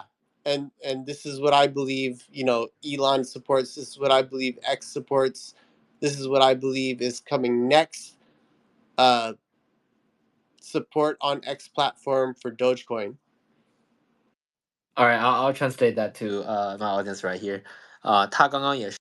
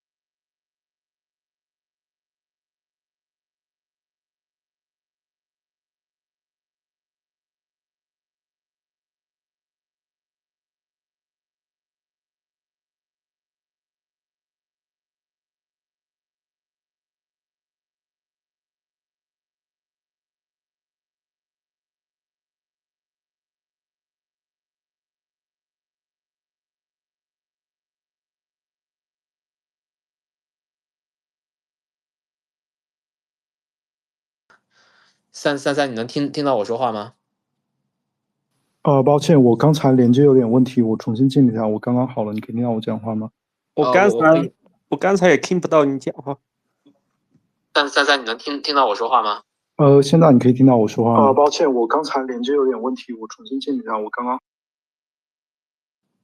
It looks like okay, it's back right now. Okay, Alex, I think. Yeah, I'm sorry, I lost whatever was said just before, but yeah, please let me know if any more questions. Of course. I think everyone just lost the signal just now. 你们还有什么想要问的问题吗？如果说那个，因为今天可能我们这个 space 会在我这边大概12点的时候，就大概20分钟之后，如果大家没有什么问题的话，因为我今天所安排的这些内容就包括一些上期的总结，然后一些问答，然后包括加群这个问题也是很多朋友就是一直在问的。对，然后如果说没有什么的话，我就可能给大家一人一次发言的机会，然后最后我们如果有朋友想要就是跟我们一起喊那个 Doge to the Moon 的话，可以在最后就是申请上麦，我们可以来喊一下。对，然后如果有朋友想要发言的话，可以 request。OK, Skybro 24，你可以说。喂，你能听到吗 ？Skybro 24。三，你能听到我？有，我听到我声音吗？可以，你说。好，那我有一个问题想请教那个 Alex 哈，就是因为他前面他说的这个是，他认为就是未来这个交易这边解决的方案可能会放在 L2 的网路。那我想请问一个就很简单的问题，那这个 L2 的网路，它会是建立在以太坊上吗？因为在21年的时候，好像Dogecoin Foundation 这边好像有一个 bridge 的计划嘛，我记得那时候好像是说把这边的 Doge 的这个主链可以做一个 bridge 桥接到以太坊那边，可能以太坊那边上面会 L2 那边会有个对应的一个东西。那后来好像这个计划是完成了的样子吧，我不太确定，所以我想就问这个 L2 的这个 implementation 它是未来会架构在 ETH 的这个链上面吗？就他目前的理解。好，谢谢，我就这个问题，谢谢。好的，没问题，这个我可以帮你问。然后33，我先可以翻译这个问题，但是回答的时候，如果他有一些，就你能不能帮我去总结一下这个回答？我怕他有太多那个没问题，没问题，好的，我再记，对，没问题的，好的。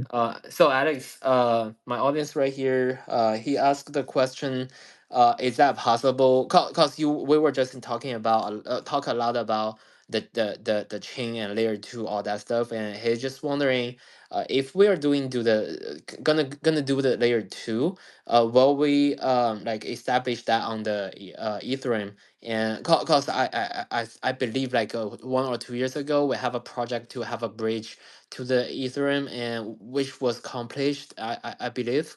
So is there any information you want to share about that? Is that like the possible layer 2 on the Ethereum? Yeah, so that type of thing, when you bridge to another chain, is what we call a side chain. It's not actually like a pure layer 2, right? So layer 2, as it's defined, guarantees the security guarantees of the layer 1. So it has to be based on the Dogecoin layer 1 in some way. Now, ZK rollups, there's a lot of other technologies now that are trying to do this kind of thing. And so that's what I mean by like layer 2, right? This is what I'm most interested in, is like preserving the Dogecoin layer 1, and like how do we create a layer 2 that can well, let me just say this. Like, I don't even believe it's that big of a problem. Like, I don't actually believe what 33 said at all. Like, I don't think that, like, I think that, like, we have, like I said, it's not a TPS issue. It's in terms of value transacted, right? And right now we might have like millions of dust transactions that are worth like a fraction of a penny, and that's not a problem. The biggest problem is that maybe inscriptions are growing the chain so large, and then that prices people out. But the same way he's suggesting to modify like block size, that also prices people out. So anyway, let's just be very clear about the problems that exist, what the solutions are. Layer 2 is a very decent solution, and it's exactly what like Vitalik and the biggest minds in the space have proposed for their own blockchains. So let's go that route. 好的，33，你可以去帮忙翻译一下，谢谢。All right, so I'll help you to translate that to our audience. 就是刚才问题我就不重复了。Alex 对那个问题的回复是，就是你刚才说的那个应该是一个侧链的方案，然后他没有具体的说那个到底有没有落实。他只是说那个 L2 就是2级网络和侧链它是完全不同的两个事情。然后 L2 它的一个好处是它可以共享1级网络的安全性，然后侧链是不具备这一点的。然后现在像以太坊上的 L2 的方案包括 ZK Rollup， 然后这是他所感兴趣的问题。然后他后面又说他不认为这个是一个问题。当然他是针对我上面说的问题，然后他说他完全不同意33上面说的内容，然后他不认为这是一个 TPS 的问题。然后他认为现在这个百万就是数百万的交易，就并没有让这个网络真的堵塞，但是造成的一个问题可能是这个账本过于庞大，然后这可能会让这可能会让这个运行节点的成本足够高，以至于人们难以去运行这个节点。然后他最后还说他认为 L2 是可行的方案，然后这也是 Ethereum 社区现在在做的事情，包括 Vitalik 在去推行的就是再去认可的这个解决方案。对，这是我对他刚才回复的翻译。对，那个 Chris。好的，韭菜君，我看你举手，你可以说。针对刚才这个 SK 这个朋友所说的，就是我想说，就是其实这个其他链上也同样是有狗狗币，但是最大的问题是，就是锚定狗狗币这个事情本身就是一个，谁来保证它质押了那么多的狗狗币来在其他链上发行，对应的狗狗币，这个谁能保证它的这个公开透明性？是最大的问题。比如你看那个币安链上，也同样是有狗狗币的存在，它是质押了多少狗狗币，然后它所说的是就发了多少狗狗币在币安链上，实现一个桥接嘛的功能。但是实际上这个问题就是，它有可能虚增了很多狗狗币，也是很难去验证的。最大的问题就是，其实这个跨链桥这个技术方案其实是不存在什么问题的，也是很好解决，就是共识的问题，还有这个公平性的问题是最大的障碍。好，我就说这么多。好的，好的，谢谢这个韭菜君，然后我也看到今天这个我们这个 space 里面也来了很多这种美国的狗狗币的爱好者，然后我也给大家稍微介绍一下，如果大家对他们的内容感兴趣的话，也可以去关注一下他们，so basically Nick, how's going? I'll assign you a speaker, so cause I'll in Sanford. We're gonna close up the space probably by 12. But we still have quite a like a time right here. So if you want to say something to like all the audience right here, I send you guys speaker. You can get it down. I can be your translator. Say hello to everyone right here. And we have thousands of the Doge lover right here. Yeah. 然后今天我们等一下，就是会我们这个 space 最后每次都会有一个算是保留节目，就是如果说大家想要喊出这个就是 Doge to the Moon 的话，可以申请 speaker，然后我们到最后一起去这样一个结束。对，如果任何人想要参与这样一个无聊的活动，也可以来申请上麦。So Alex, Nick, and Sanfo. I just explain to them. So basically, we have one thing like we do every time. By the end of the hours of space, cause it's almost like midnight. Let's wrap it up before 12, and also cause we are gonna say hey Doge to the moon before every time before we end it up. So if there's anyone wanna trying to hook up and saying that, as I just ask for the speaker. So yeah, but Sanfo, is there anything you want to share? Talk to my audience right here. I can be your translator. Yeah, I mean, for me, it's almost as if do only good every day is as important as $ Doge, right? Like, I just want to encourage everybody to look inwardly and to try to figure out for themselves what do only good every day might mean to them. And it's a good starting point.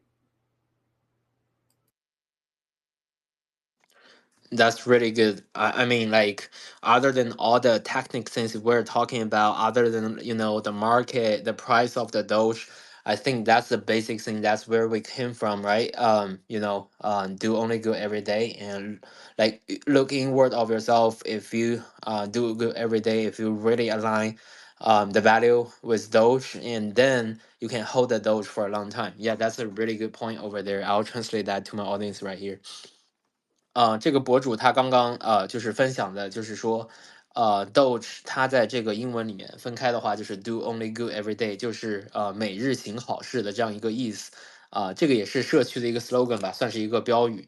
然后他的建议就是说，给我们就是每天尽量去自省，然后看有没有就是说在自己的身上是有做到这个 do only good，就是每天去做只做好事这样一个。一个就是你有没有在时常自省，然后这个也是我们这个斗志的一个精神或者说是文化，而就是抛开这些技术问题不谈，然后抛开我们说的赚钱斗志的价格不谈，可能这个是最初的可能是就是最基本的一个狗狗币的一个精神吧，所以也是希望大家能够把这个文化这个精神散播出去，然后就不要把这里当成一个赌场，而是一个就是真正的去就是把世界向这种可交易的虚拟货币推行的一个过程吧。对，然后我不知道还有什么大家有没有想补充的？我看刚刚这个 Camping62上线，如果你想说的话，你也可以开麦说。对，我们可能还有10分钟，还有1-2个人我们可以去 share。那如果说目前没有人举手的话，我给 Alex 一个机会，让他看看最后有什么想要给大家分享的。So Alex, I'm probably gonna do the last round. Is there anything you want to share with us before we end up tonight? Wow, this has been a great space. I really appreciate the more in-depth, like technical questions that we had tonight. This is, maybe complicated for a lot of people, but please understand that our job, literally our mission, is to make Dogecoin the people's currency. With MyDoge wallet, we want to make it as easy as possible. We don't want people to have to think about these things, worry about what, Elon's going to do or anyone else is going to do. Dogecoin works well. We support Dogecoin. We have what we believe is the easiest way for people to come in and use Dogecoin. And the final thing I'll say is that we're not stopping. We have a new version of the wallet that's going to launch in the next few days. It fixes a lot of the major issues that people have had, especially on Android phones. And please continue to support. Please continue. We have the best community. We have 181 countries around the world. People are using MyDoge wallet. They're using Dogecoin. If you want to get into the more technical aspects of things, run your own Dogecoin node. Learn what that is.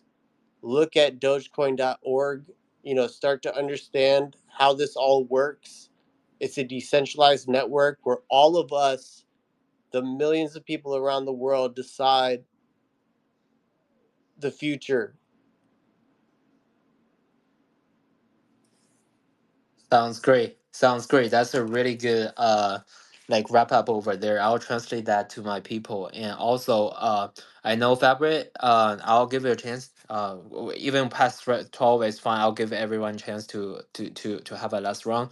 But I believe let me translate that and then 韭菜君你可以说then Fabric can make a summary over there, I guess. 他刚刚说的就是我让他说一下，想要跟大家去分享一些有什么想要分享的。他说今天晚上他很高兴来到我们这个 space，就客套了一下，然后又说我们聊的这些技术方面的东西确实很深，然后就33这个对技术方面的这些见解，他也一直在说这是很深刻，就是真的是很懂。然后 MyDoge 呢，但是就是说你虽然现在听不懂，但是今后还是我说的，你可能回来今天是一期比较有价值的视频，就是尤其是在这个技术方面的东西，因为他也鼓励说，如果说你真的想要把Alex 鼓励说，如果你想要把狗狗币作为一个真正用来交易的货币，你应该去多学习它的知识，然后知道它的原理，才能更好的去使用它然后他们这个 MyDoge 呢，也在就是做这样一个事情，想要让 Doge 加速变成人民的货币。就我们是一群支持狗狗币作为一个交易货币的这样一群人，然后他也说，就是这周他们在出一个什么新的更新，下周又有一个新的更新，反正他们的意思就是说，团队在做事，对吧？然后大家别慌，他们也是在推进这个过程。然后对他刚刚说的就是这些。韭菜君，你想说什么？你可以那个举手发言。好的，感谢主持人。就是我想说3年以来，我感受到了狗狗币社区最大的就是这个有爱的精神是特别的强大，然后这个爱的传播力是非常的广泛，包括主持人所做的事，每天的小费打赏，然后珊珊也通过做视频让更多的人了解到狗狗币，然后还有艾利克斯他们做的MyDoge钱包，还有这个OneDoge，玩 Dogecoin，他建立了那个狗狗币社群，然后于自在他不是建立了一个狗狗币的那个电子商务商店，然后我看到昨天他还卖出了一单商品，然后是用狗狗币的，然后小树囤狗也是做了一些视频啊，反正每个人都是通过用自己的方式为狗狗币做出了一点点努力。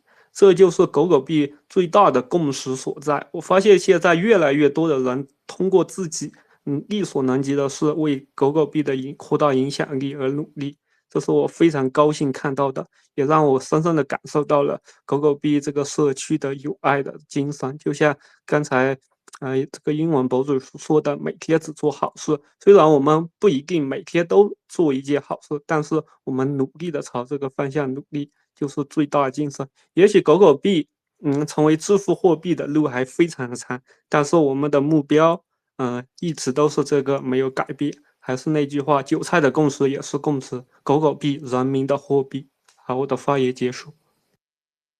好的，谢谢韭菜君的这个发言，我觉得也是非常精彩，我来去大致的翻译一下给他们听，虽然不是这个字对字的，但是我可以把你大概讲的翻译一下。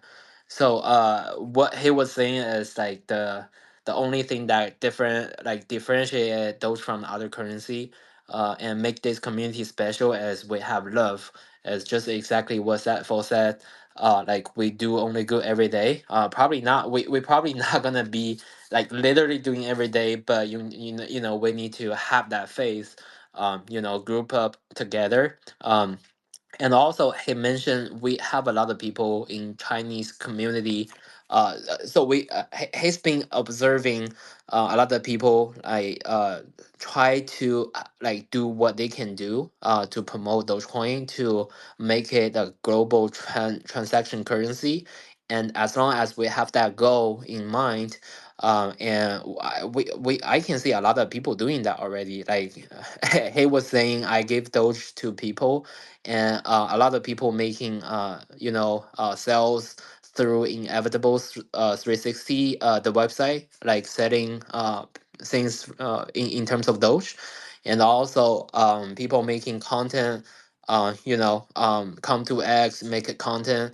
That's all we do for Doge to become a global currency over there. Yeah, so as long as we have that goal, we're gonna make it. Even I know it's a like long term like mission, but I'm down to it. And yeah, Famric, it's your turn. Go ahead. Hey, thank you. No, what I wanted to say is that in this space, I'm probably the only one who actually went through a change of currency in 1998, actually in France. And it's not just that easy, as you're aware, people are really comfortable with what they know, what they want to use, and it takes time.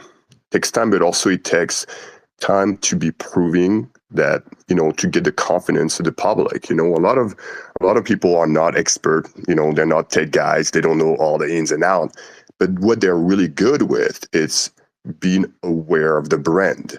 And I think the biggest strength for Doge is the brand awareness, and it's something that is going to win over everything else.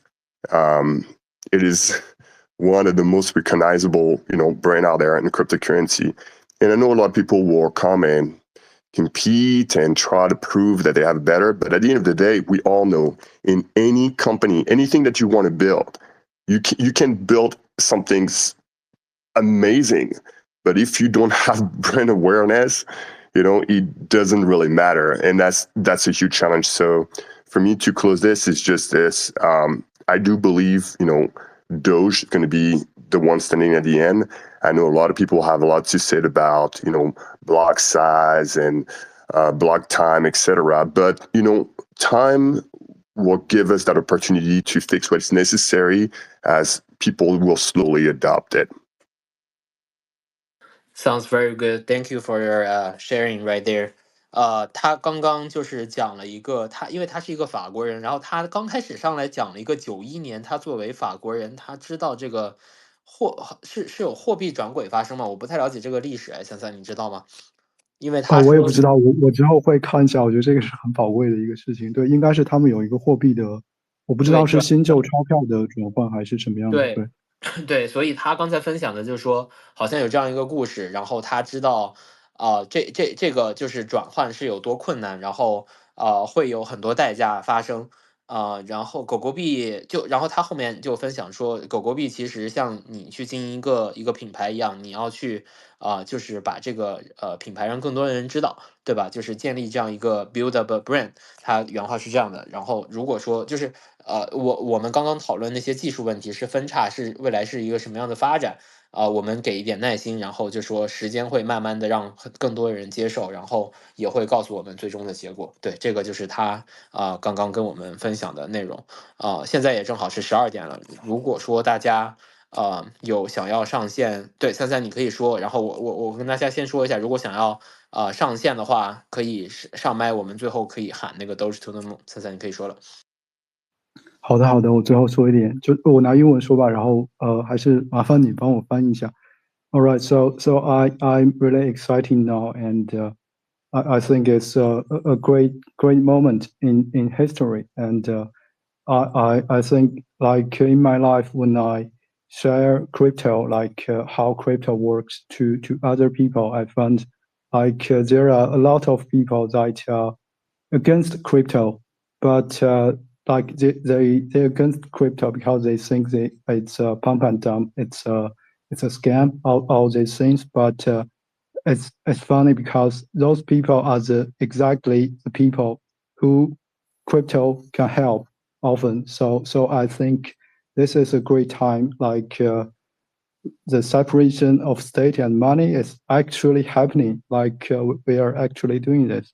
Like talking about personal freedom, I think this is the most basic freedom. Like you can control your own money, and no one else can do with it. So I want to thank everyone in the Dogecoin community. I think, and I think future will be good. And I think like freedoms is like we are planting the seeds of freedom, and it might be slow, but yeah, it's growing, and there's no stopping. I don't think. I think we are just the very start, very beginning, and yeah, that's all I want to say. 三不如你自己翻译呢？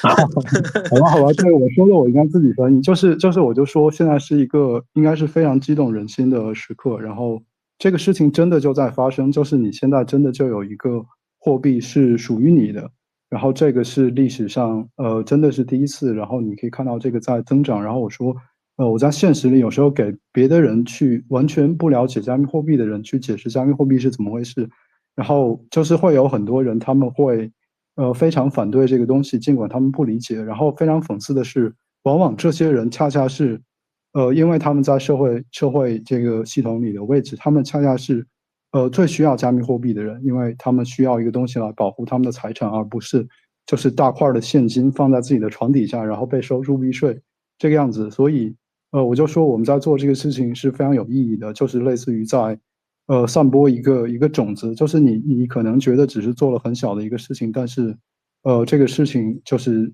从长期来看它的意义是非常大的。对，然后我就感谢所有来就在这个 DOGE 的社区里去做这样的好事情的人。对，我就说了这些。对。All right, so everyone, I think it's time to wrap it up. And if you are on speaker, you can turn it down, and we're gonna say, like I'll say 3, 2, 1, and we're gonna say Doge to the moon. All right. 所有在这个麦上的朋友们，大家可以把这个麦打开，然后我说 3, 2, 1，然后大家可以说 Doge to the moon. All right, everyone ready? Fabric? Yeah. You ready? Yeah, there you go. Yeah, 3, 2, 1.